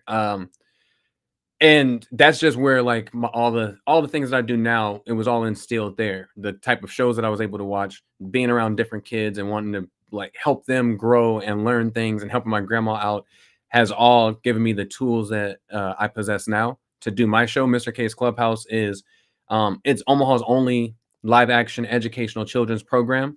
We're the only children's show in the state of Nebraska to ever be created by a person of color. We're also the only children's show ever in the state of Nebraska to be hosted by a person of color. So even in 2024, we're still breaking new ground and breaking open different lanes that haven't existed for us before, that hopefully more people will want to, come through and do their own thing. But yeah, I just have a deep respect for children. I love education and teaching them positive things that's going to help them be successful. I love acting and music and dance. And so I get to put all those things together in this program, inspire youth that watch the show, youth that we cast on our show, the other people that work on our show who aren't kids, adults as well, and give them opportunities to succeed and be great and live out a dream. And I've just created this well-oiled machine somehow that's been working for the last 5 years, and hopefully we keep going for many more. Man, love it. Powerful. Yeah. And Paul, go ahead. I know you got some thoughts. I know you're excited about this. Yeah, I'm very excited, man. I'm very listen. I feel the same way. Like I feel like some of us forget, but we grew up on shows and things that really shaped us. I just read a whole article on how Sesame Street was created for Black folks. Yeah, that's how it got started. And Yep. And I came up in the 70s, bro, when I was a kid. So I got to see Stevie Wonder and stuff like that on Sesame Street. You know what I'm saying? So and even later on in life, man, there's so many different things. I kind of put you on this level of like LeVar Burton reading Rainbow. Like kids are gonna be holding you at that kind of esteem. So I feel like it takes a very special kind of person too to be the kind of person that wants to still relate to kids and figure out how to speak to kids and figure out how to entertain kids. I'm exactly the opposite. I'm the kind of person that really only can connect with like grown folks that already know where I'm coming from on some things, and it's hard for me sometimes. I'm like, grow up, kid. Sometimes I'm a little bit more of this like forgetting about like how kids are kids. And watching you though reminds me that like kids are kids. They still want to, they're coming from a different perspective, want to have fun. And you're saying, and I'm hearing you right now saying this because of the environment that you grew up in and stuff like that, that you stuck with that, stayed with that. And again, I feel it's a special kind of person that can do that. How do you feel like you're when you're in your mode and you're doing the things that you're doing? Is there kind of an overall idea of how do you think in terms of like these kids will be affected by this and be raised a certain way because of this? Is there kind of like a grand scheme to the programming that you put together? Yeah, I mean, the bottom line for us has always been, since I started developing it in 2018, was always to just reach as many kids as possible in the most affordable way. For me, I want it to be free. I want it to be available somewhere that's not YouTube, even though that's where we are now. But a hub where, like how PBS was for us, where kids of any background has access to it whenever they need to have it, and just reaching them and providing them with the tools that they need to succeed and grow. Like for me, I have a nonprofit that helps fund this show, and our mission is to help children grow by pursuing excellence and not goals, right? Because like throughout life, even as an adult, we don't set a goal and achieve it, and then we're like, all right, we're done working now. We find another goal to excel even further, and that's what I'm trying to teach young kids. Like I think oftentimes the demographic that we target is primarily kids in underrepresented communities, whatever that looks like, but also toddler age specific. So our show is 1 to 7 year olds that we target, but the main people that watch our show, the main kids that really get that content is 1 to 4 years old, the ones that's in childcare or at home still, right? And not many people, when you talk about youth programs or youth anything, are they ever thinking about toddlers? They're thinking about school-age kids or teenagers.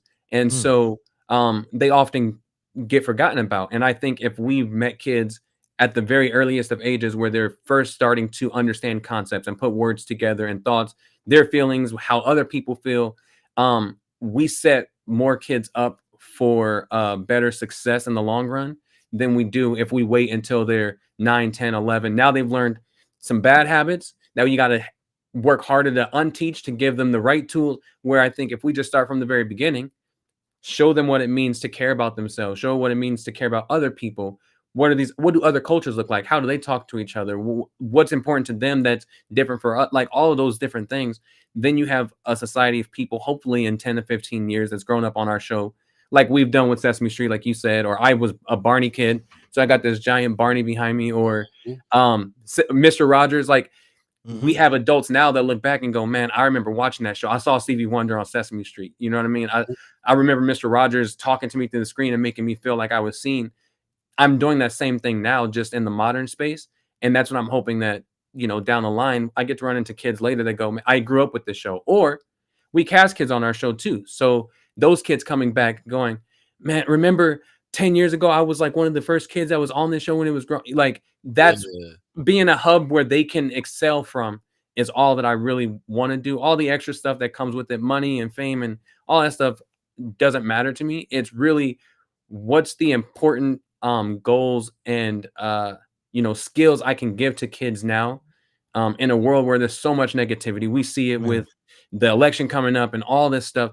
Just providing them a safe space where they can learn, they can feel loved, they can be loved, and have fun like kids are supposed to do, I think is the most important thing for us right now. Man, Agreed. Beautiful. Setting up a beautiful future, man. Like the kids really are the future. And go ahead, Paul. Go ahead. I was just making mention. It sounds like you're really engaged in like emotional learning in those. Exactly where I was gonna go. Yeah, doing this a long time, buddy. Me and you in the same mind.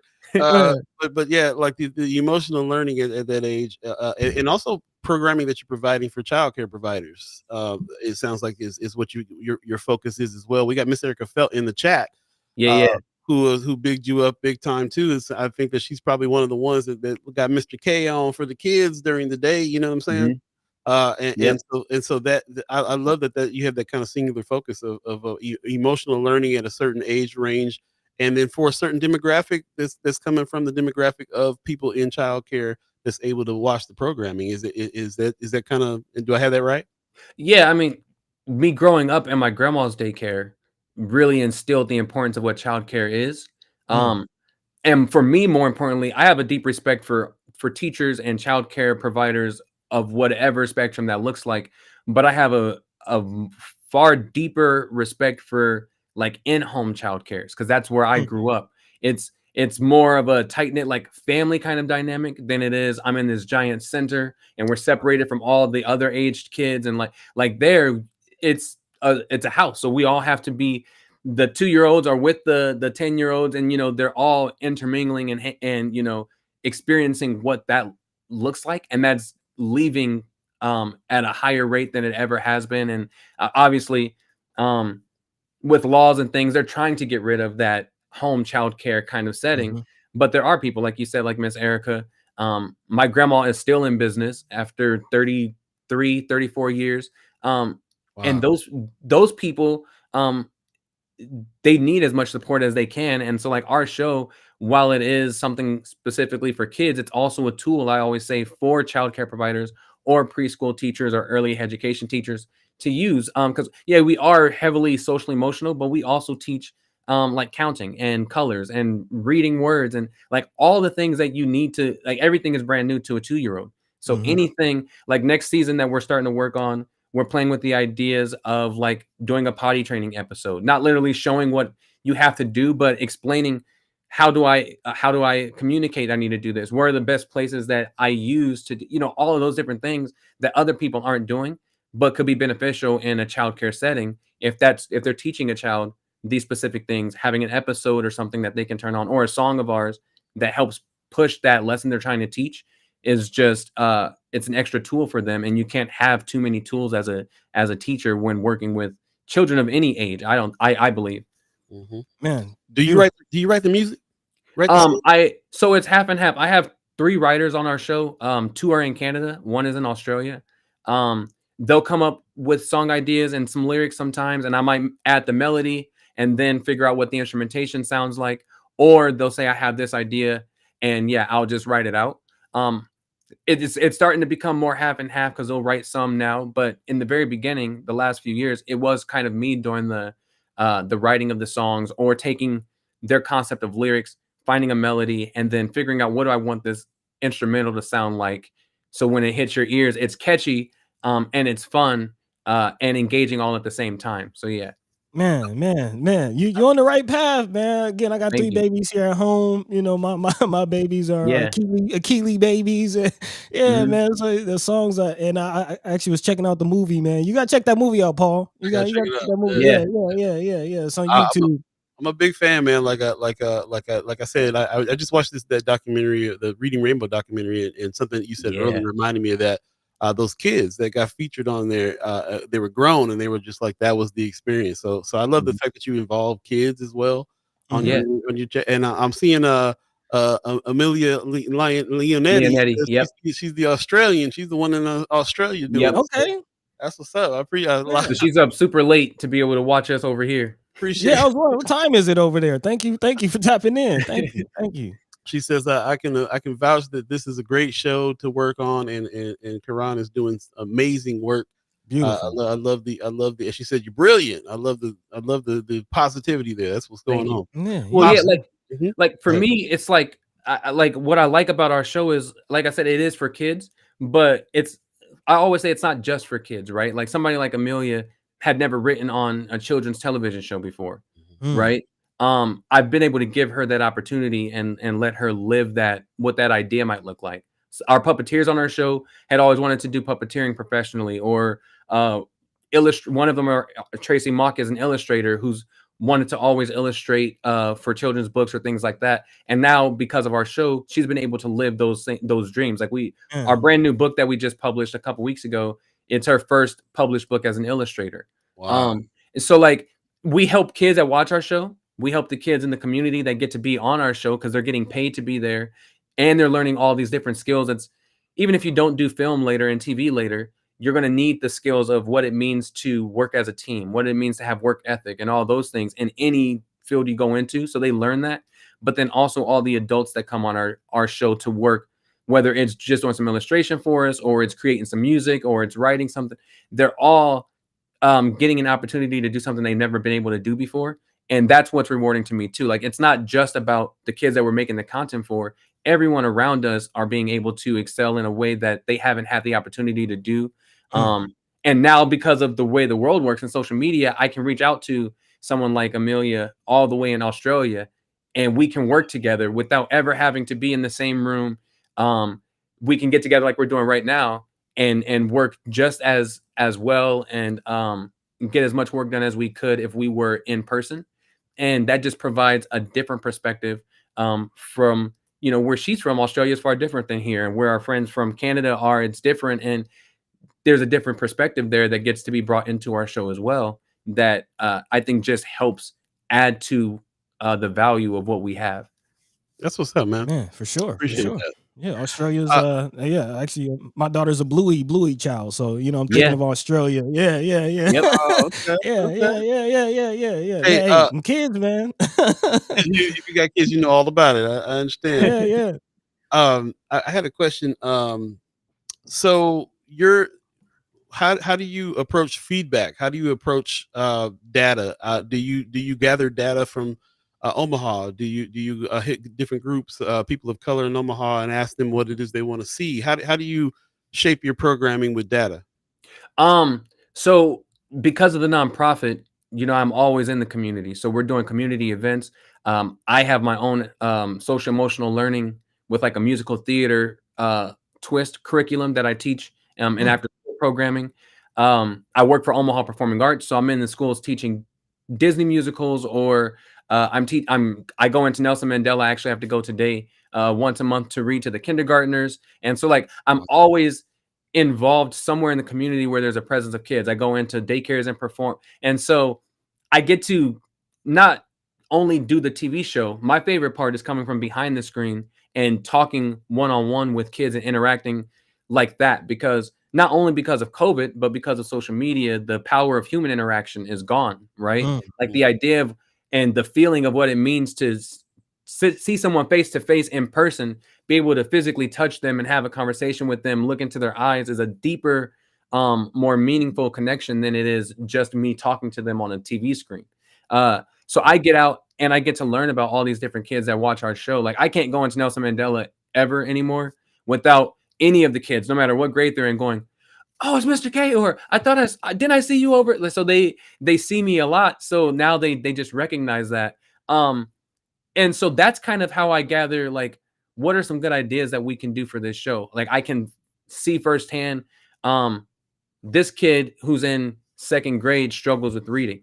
Maybe there needs to be more things that's pushing literacy and more ways to get books into the hands of the kids, right? Or kids have their own thing. So when I'm talking to them, I get to be able to pull ideas from there. But the great thing too is from our writers who's a part of this, they also contribute and propose ideas. Amelia helps teach like English as a language and things like that in Australia.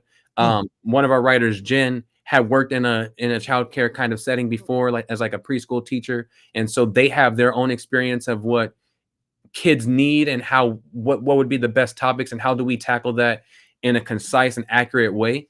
And so we just combine all of those things together and we have a group chat that we just bounce ideas back and forth. And once they write it, bring it to me, then I cut it down and I look at it and make sure things are being worded the way I would say them. As obviously as a Black man, we talk a little differently than sometimes the way that they might write, or being in America, sometimes it's a little different. And so I just make sure that I scrutinize and make sure everything is as concise, as accurate, because for young children, everything's a sponge. Everything you give them, they take literally. So if we show them a bad habit on TV, like having one of our kids sit on the arm of a chair, when especially like in our household, you don't sit on the arm of a chair, right? Or the couch or any of the, like, then we know if we depending on what you're showing them on screen, those kids are going to want to imitate that. That's what I did with Barney, is watched it and acted it out as a young kid. So we make sure that everything that we show on screen is things that we want those kids to pick up and keep with them and utilize. And so, yeah, we just working together and bringing in different ideas and being in the street with the kids and learning about them is the best ways that I think you can actually make content that's going to be meaningful and long lasting in the long run. Man, living alive with one another, I call it. Yeah. That's what it's about. That's what it's about. I just want to let people know it's 8:31 right now. If you believe in the concept of time, if you're just joining us, we're on with Mr. K from Mr. K's Clubhouse. Miss Erica Phelps says play school house children have been on Mr. K's Clubhouse and met him at Trunk or Treat. Still talk about it. So they have a strong connection with which helps them learn more. So man, I love the cosign from the child care providers that are using you're making sure that you guys are connecting with your content and so on and so forth. Also, before we go on, I know, buddy, you got some questions too. I just want to remind everybody in the chat. I appreciate you guys coming into the chat, having conversations in the chat. Ask that you respect the time from that we're on with Mr. K. If you have questions and comments, let's speak to him. We use the chat to speak to each other directly. I appreciate the back and forth. Might need to take it outside if there's some other things that needs to be talked about. But I very much would love for us to respect the time that Mr. K has given us here and direct our conversations there, if you would. With that said, buddy, I know that you had some questions that we didn't get to quite yet. Did you, or did I get that wrong? Did you? No, yeah, you're right on point with that. I kind of wanted to take a pivot to have a little more adult conversation. Like, I love what you're doing as far as curriculum with the children. But the one thing that's very advantageous about this show and about our audience, about our platform, is that there are a lot of people who are mobilized, or a lot of people who care about the issues. And I am kind of curious to, you mentioned some of the challenges, and we had this conversation on the show before, some of the challenges of in-home childcare facilities. We know major Buffett dollars are rolling into early childhood, early child care. There's conversations about, dollars going into education. How can we support in-home childcare facilities, community-based childcare facilities, and what are some of the challenges that you all are facing? So for me, it's different because I just do the TV show, so I don't operate an actual daycare and know all the ins and inner workings and things like that. Like someone like Miss Erica or Miss Anita with Brighten Our Future knows more about, because that's what their business is. I can just speak to I think the main things that childcare providers need is just more support, especially the smaller like centers or in-home daycares, and that having people, our senators or whoever we're electing, fighting for them as well, which you don't often get to see, right?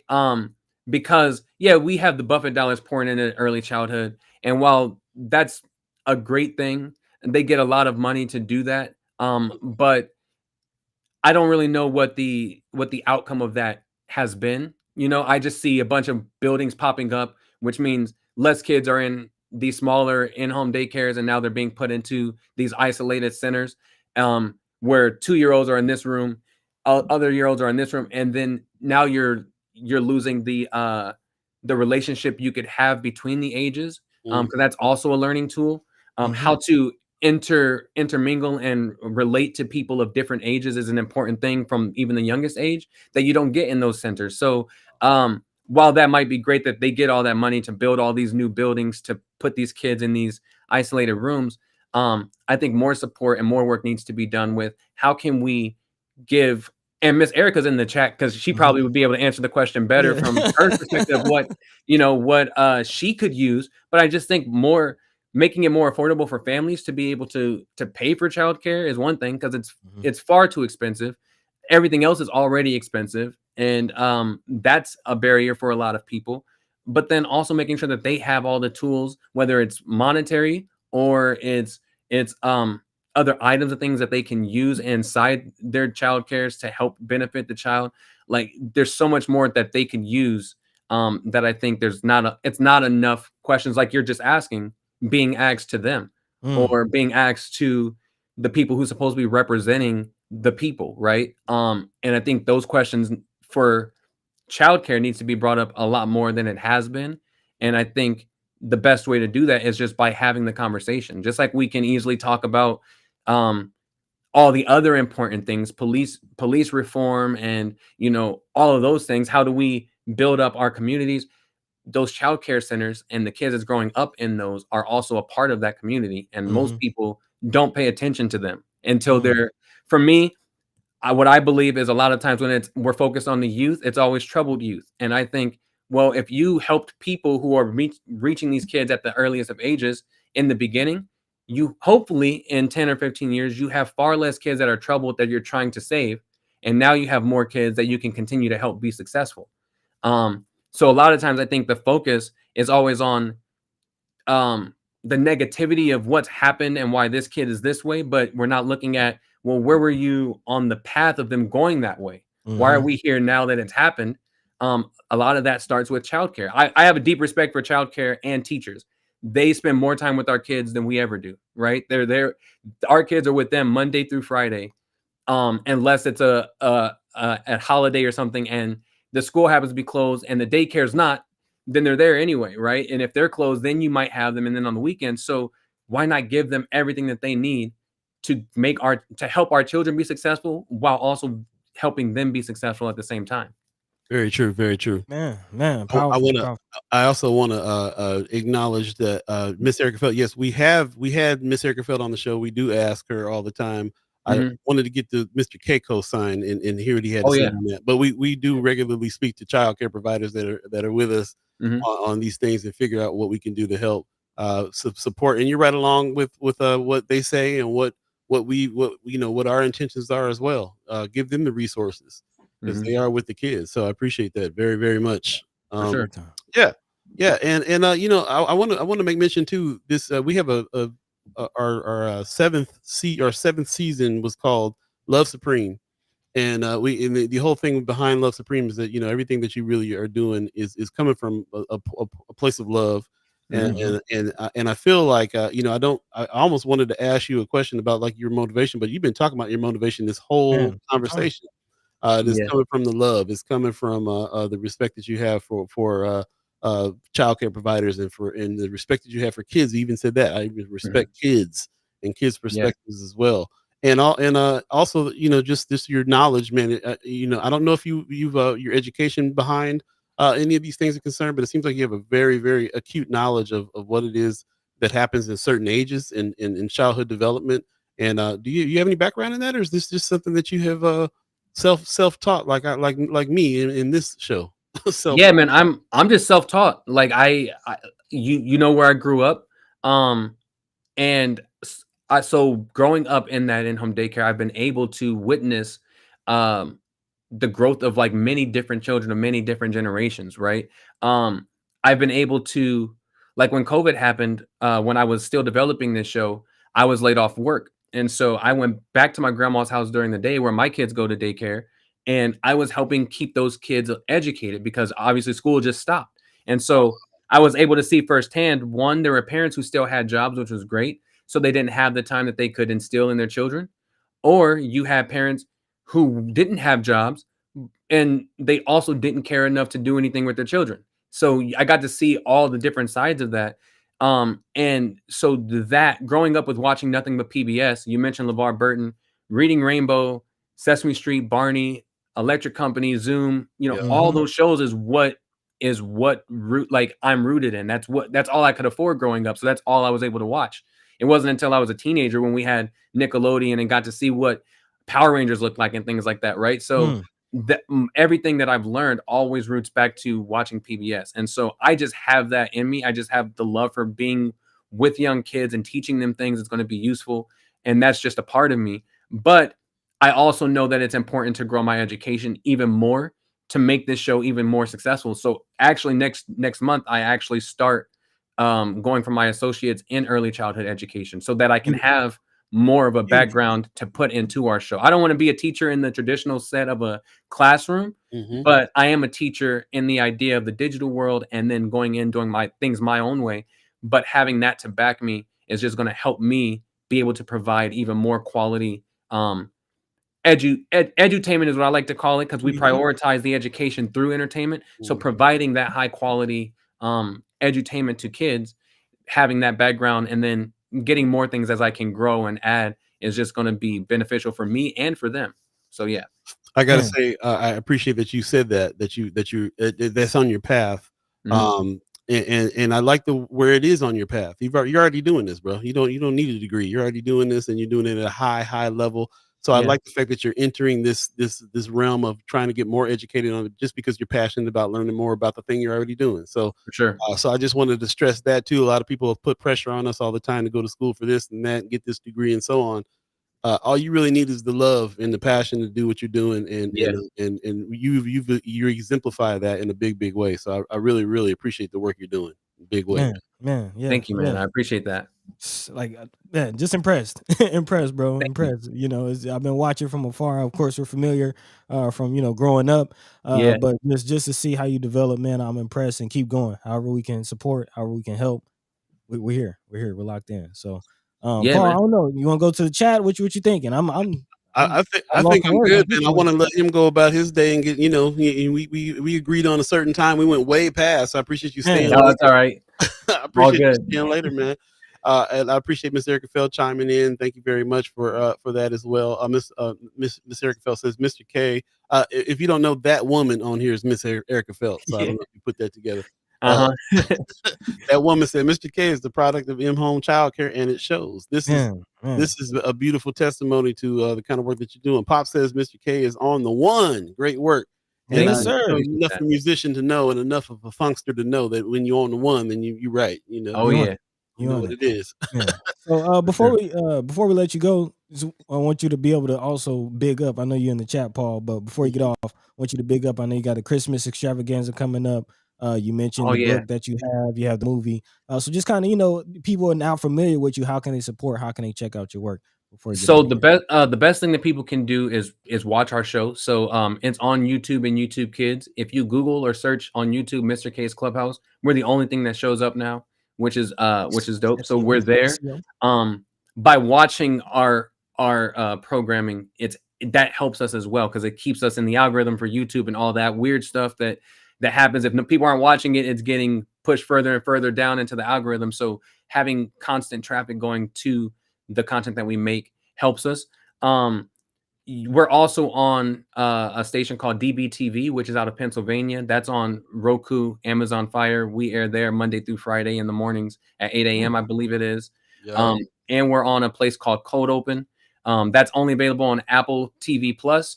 And online, you can go to codeopen.com. So we're there. Like they mentioned, we just released our first movie, Mr. K's A Visit to Friendship Fields, about 2 weeks ago, I think now. And that's it's a movie about us visiting it on location to a farm. It's about farm animals and crops and the importance of farms, but also the importance of therapy animals and how animals can help us as human beings with the way that we're feeling and that relationship between humans and animals. And we also touch on adoption and what adoption looks like and what it means to be adopted and that kind of an idea. We just released my third book, The Adventures of Captain Epic. This is a test copy, but this is what they are. They're on Amazon, where our other two books also are. This is a superhero story that we wrote for one of our episodes that I've converted into a book. So one of our writers has got his first writing credit as a published children's author now. And then, like I told you guys, Tracy got her first illustration credit through that. So those are available. We have our Christmas event coming up in December. It's closed now, but essentially what it is, it's our first annual. We were able to get 50. It was supposed to be 50 kids. We got 52 kids signed up. And it's just an event where they get to come in. I'll perform. We have another friend who's a magician who performed. They'll get a free meal. We're having Santa Claus come in.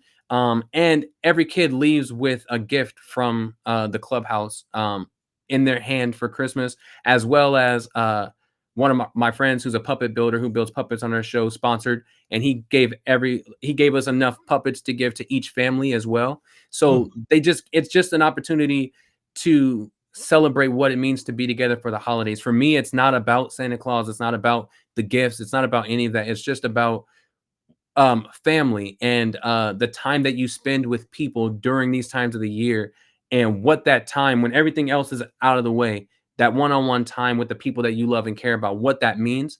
That's what this holiday event is for. This is the first time I'm announcing this, but we're releasing our second movie at the end of November, which is a holiday themed movie called Mr. K's Holiday Helpers. And it's all rooted in that. We talk about Santa Claus, we talk about Kwanzaa, we talk about Hanukkah, but more importantly, it's about how our friends throughout that movie are helping each other in different ways, either teaching one kid is teaching our male sloth puppet Speedy about Kwanzaa, or one of our friends are helping Mr. K decorate the clubhouse. It's all those little things that you do for people that matter the most around these times of the year, right? My mom passed away 6 years ago this year now. And so, like, you know, Christmas was my favorite time of the year, and now I don't really have that feeling anymore because I don't have that parent that I shared that with so much. And so I just tried to teach my kids and then teach all the kids that watch our show. It's more important what you do and how you treat the people that you love and care about, not what do you get for the holidays, not whether Santa Claus is coming to your house, not whether you have everything that you want to have. It's all about, do I have my family? Do I have the people that I love and care about, my friends? And how can I cherish that, right? And so that's what our holiday special that's coming out is about. That's what our holiday event is about. And each year as we do it, I just hope we keep growing, and now we can bring more kids in each year to give them that same experience that these 52 kids this year for the first time will be able to experience. Man, amazing. So, yeah. Man, big work you're doing, man. Big work you're doing. Love it. Yeah.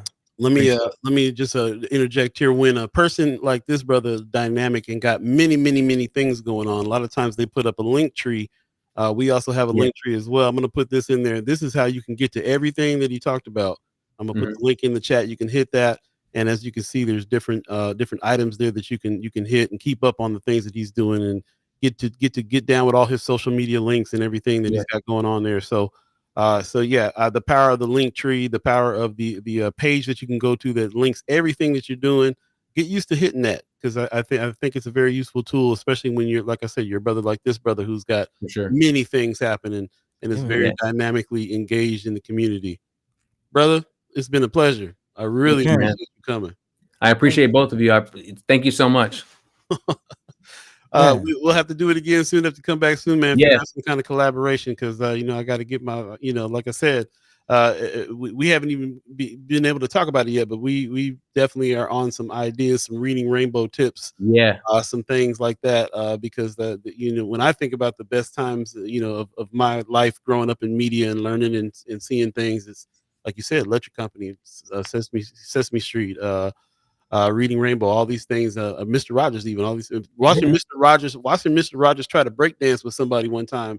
Yeah. it did me in, bro. I was like, Uh-huh. I was like, if that dude is that free, because he was Right. I was a breaker at the time. He was looking real funny when he was doing it, but I was like, but he tried to You do tried it. it. Mhm. You know? Yeah. Yeah, bro.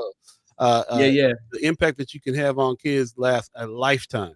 Yeah, man. Lifetime. For sure. It's a very powerful position. So I appreciate that we got somebody like you in there on the front lines on that. Yeah. Can I say one more thing? Absolutely. Please vote. Like, I'm not a huge political person, but if you've been in this chat today, or if you watch this on replay and you're saying you care about young children, you care about their education and the world that they're growing up in, please vote, because this is one of the scariest elections we have coming up. And depending on what the outcome is, a lot of the things that makes it beneficial for me or childcare providers or teachers or just everyday people in society like us, all of that stuff is at risk. So please vote. Don't think that your vote doesn't matter. I used to think that also. Please don't think that. Go out and make sure that your voice is heard no matter what you decide to do. But if you care about the children and education and what that outcome looks like, go out and make the right choice and vote, please. Appreciate that, man. Yeah. Yeah. I remember when Trump was running back in the day, he was threatening to take away PBS. Yep. Yeah. And I was like, what? And now he's threatening Department of Education and early childhood. So it's, it's a circus for sure. There you go. You said it. Mr. K said it, and he knows what a circus is. So appreciate you, brother. We'll have you back on another time soon. Yes, sir. Thank you, guys. All right, Yes, man. sir. Peace and love. There it Man. is. Dynamic. I was That made me excited happy. about that. Yeah, no, I was excited about that. That brother delivered and then some. Please go support Mr. K. And apparently you're not just supporting Mr. K. It looks like Miss Erica Feld is in the movie as well. So yeah. She says, please disregard the the big blueberry looking woman in it. So hey, man. You got some of the squad making an appearance, man. It's all in the family. Big shout out. Let's go and support y'all. I love it. Let's take a quick break and we'll come back here, figure out what the heck is going on with this chat. First guy, Omaha in the morning. I'm Paul B. He's Buddy the Guy. Stay tuned. We'll be right back, y'all.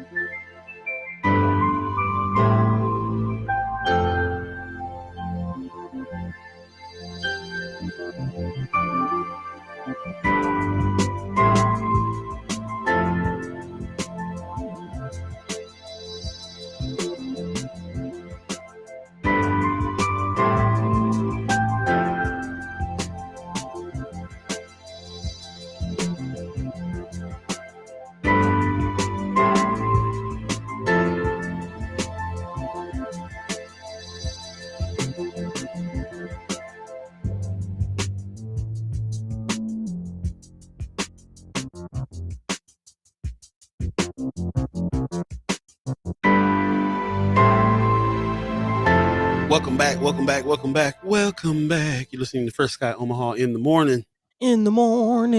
Paul B, Buddy the God. Hey. Man, appreciate you guys. You guys appreciate you guys getting down with us on that.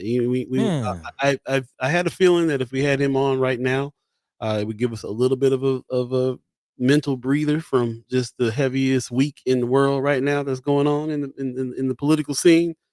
I'm sad we didn't get to escape it completely, like in the chat. Kind of going at it.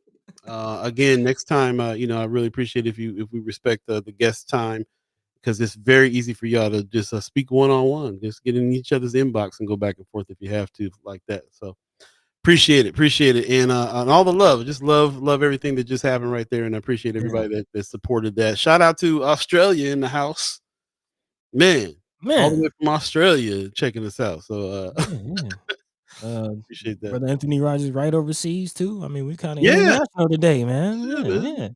Yeah. So there's a lot going on, and then of course, you getting mad love from Las Vegas from Pops, and it was great. It was great. Marlon Harris says bring him back. I heard that, man. RG on the third hour tip again, saying so y'all just going to get this man the third hour today. Oh man. I'm gonna start calling you RG3. Yep. RG3 in the house. Ceci Jean said true holidays take on a different meaning when your loved ones have passed. The brother broke down some personal stuff too and his motivations, and I love the fact that he grew up in his grandmother's daycare. Sounds like he was close to his mom. Definitely affected her death. Definitely affected his life. So just to me, it's a very natural thing to draw from the things that have happened to you in your life that way, and you can easily draw from it and decide that you're gonna be cynical and be negative and be ugly for the rest of your life, or you can draw from the good things that happen and change up and grow and teach and do all the things like this brother's doing. So Yeah. I interacted with him a few times. He's done some shows at the Benson Theater when I had my time over there too. So I got to see him do his thing and I got behind the scenes, getting ready for stuff. And I knew he was a professional when it came to doing what he was doing. But I just learned some things about him with this interview that just took me beyond. Like we got a lot of respect for the stuff that he's doing right now for sure. Yeah, again, he and I go back several years, just kind of growing up, having mutual friends. Shout out to my man Marcus Murray, again, talented artist out of Denver. But yeah, man, just to see the growth, to see where he's going. I love it. Love it. Wanda Lewis says, I'll be need some of those books for Christmas in the Village. We'll be giving away children at Dollhouse Fashions. That's what's up. Shout out to Dollhouse Fashions. Still doing it out there on the Deuce. Yeah, man. Yeah, shout out to Wanda Lewis. Appreciate you very much. And also Miss Erica Felt. Just really appreciate that you are involved here and that you had a lot to say and you co-signed for the brother as well. And it's just good to see a community of people that want to do something and care about the kids. You know what I'm saying? Yeah. First guy love the kids. Yep. Stacey Jean gives some thanks. Thanks for stopping by, Mr. K. Appreciate what you're doing. That's what's up. Like Dynamite said, put it on the one. He know what's happening. Yeah, come on, man. On the drummer. One. He know what's going on. Appreciate it. Well, just about 5 minutes left in this thing, man. Yeah, bro. Yeah, I already knew you were watching the clock. I do not believe in the concept of time. Oh yeah. Hey, man. Mr. K took us to a different plane, so I don't blame you, man. But coming back down, we'll be in hour 3 before you know it. RG will be smiling from ear to ear. So yeah. Man, what you thinking? I'm just throwing in comments now. Y'all got to read them. Yeah. Go ahead, and definitely go back to go back and review the comments. A lot of good comments made. Please do.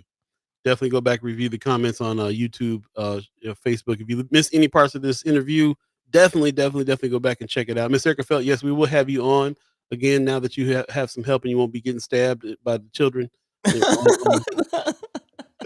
For those of you who don't know, Miss Erica Felt came on the show one time and she was in the middle, and she's the child care provider, so she was providing for the child while she was on the interview, and without skipping a beat, the kid stabbed her in the hand with a fork, and she kept right on talking as if it didn't happen. I was like, see, that's some experience. Experienced child care provider right there. Speaking of that, Mama Guy giving a shout out to again my family lineage, saying my great grandma opened the first black daycare in North Omaha. Shout out to the Magic Door. So yeah, shout out to Grandmother Murders. Magic Door. That's what's up. Okay. Yeah, man. All right. So anyway, we'll go ahead and we won't drag this out. There's not too many haps going on. Let us know if there's some haps happening coming up this weekend too, and let us know. Put them in Friends of First Sky Omaha, which is our group page on Facebook, that you can join and contribute some things that's going on, not just stories that we talk about when we get on the show, but also some haps, things going on around town, things like this right here. Join us on Ride to the Polls. There's only 7 days left, so these people they're out here hustling in a big way. As you can see, there's some dates and times there that you can meet them there. It's actually for you to get some information as well, some voter information and stuff like that. You can go there and talk to some folks that can give you some information. There'll be refreshments and things there as well. And if you need to, you can hop on this bus and get a ride to the poll to go ahead and vote early. Everybody's really pushing that idea. The Harris Walls campaign is also saying Nebraska vote early today. Record numbers of early voting already going down. Yep. So we appreciate everybody that's done that, and there's going to be plenty more. Like I said, we've talked to you on Chad Chimers and other people in the that follow the show that said they're going to go down the day of. So just remember, have all your ballot initiatives in your head and on a piece of paper if you have to. Write them down. Write notes down if you have to. What judges that you're going to retain and vote out. and everybody who all the issues, everything you're voting for, write it down if you have to. Use a guide if you have to. Whatever you got to do, get down, do it early. If you're going down today, which I saw some people in the chat said they were, take an umbrella. It's supposed to be rainy, and you're gonna be outside because there's lines wrapping around the building these days. So lines are plenty. And don't forget to bring your ID because that is necessary now as well. So. That part, yeah. But make sure you get out, vote, get active, and yeah. Yep. Shout out. Go ahead. Just shout out Ashlei Spivey, Kerron, Mr. K for stopping through. For real, man. Last day. This is the last couple days of Children's Health Month. It goes through all throughout October, and we were on the last leg of the National Lead Poisoning Prevention Week last week as well. So we're still on that. Shout out to the City of Omaha Planning Department and the Lead Initiative. Shout out to the EPA. Shout out to all these people who are trying to bring some more education about lead, especially in our neighborhoods where there's a lot of it because of where we're situated in the city. And because of us being one of the oldest parts of the city, a lot of houses still got lead paint, lead in the ground. You can get a hold of the lead initiative in order to get the remediation happening in your yard. We'll give you some more information on that. Put it in Friends of First Sky Omaha. But especially on this day where we're talking about the kids, man, Children's Health Month is in our brain in a big way. We definitely got to make sure that we are keeping the kids safe. So shout out to them for that, and shout out to all of you who are also putting information in. Mama God is saying check iwillvote.com to ensure your ballot was received and approved. Great tip. Great tip. As we know, there's a little bit of a war on right now. So yeah, make sure you got it in the right those right white steel boxes. Kimra Snipes earlier said that Washington Branch Library has a place that you can drop off your early ballot if you have it. If you filled it out. So appreciate all those tips, and we'll keep everybody on point here this week in a big way. So I appreciate that very much. What you looking at, buddy? I see you over there in the chat. Yeah. Anthony Rogers just dropped a link to an article. I'm gonna check that out. I'm not gonna speak too much on it, but yeah, I'm gonna check that out. Oh yeah.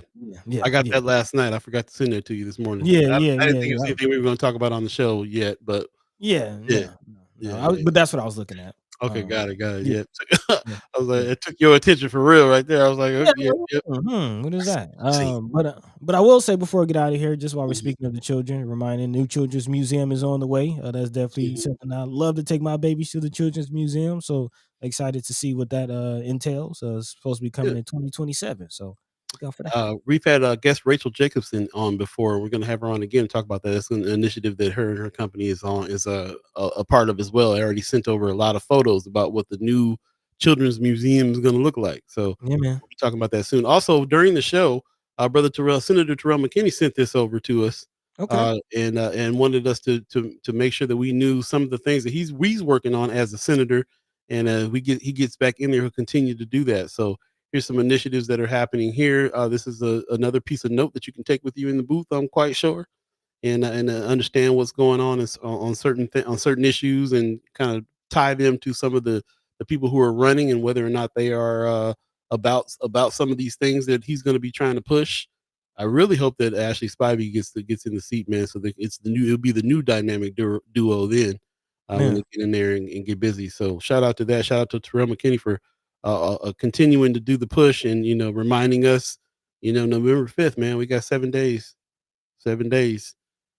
So yeah, let's get our notes together, get our heads together, and get ready and vote early if you can. So appreciate it very much.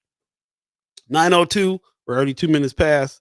RG agreed upon time. RG3 is probably getting ready to chime up if I don't hurry up and get off of here. He already did. Too late. Welcome, ladies and gentlemen, to hour 3 of First Sky Omaha in the morning.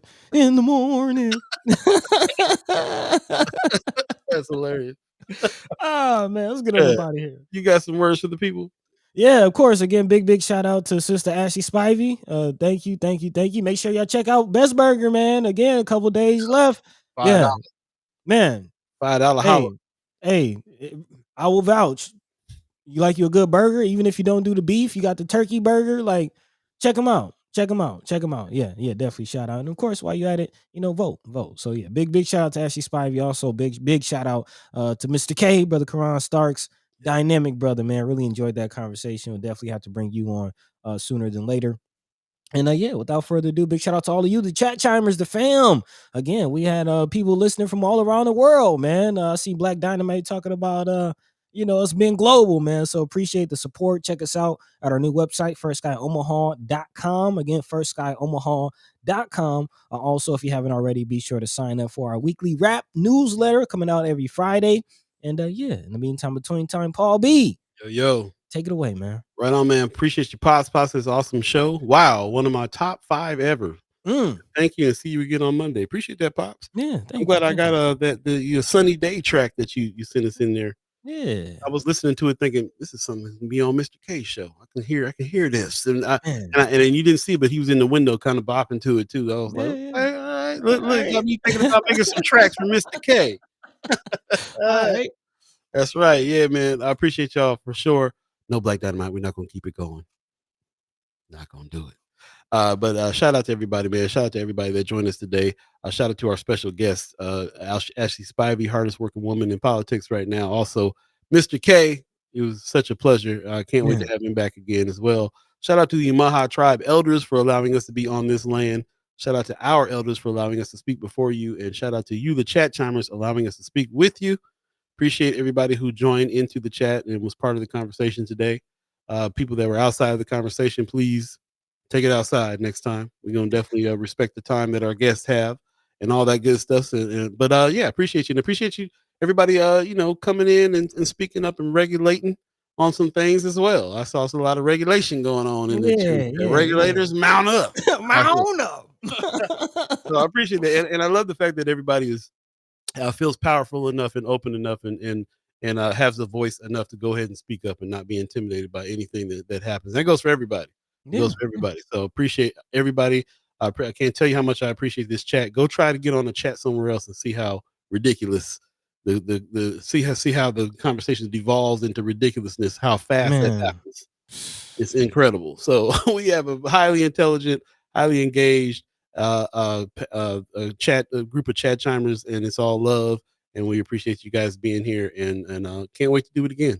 We will see you on Monday. Take care of yourselves. Man, one more episode before the election. One more episode. I know, Paul. I know. Special guests. It'll be a packed day day as well. So stay tuned for that. In the meantime, between time, that Miss Erica Spell says, great show. Please drink water and be good to yourselves, family, and friends. Appreciate that very much. And Mama God says, I love the focus on the babies. Thank you, Mr. K. Me too, Mama God. Man. Me too. I love the babies. We'll see you Monday. Peace. By the way, Vanglorious. This is protected by the red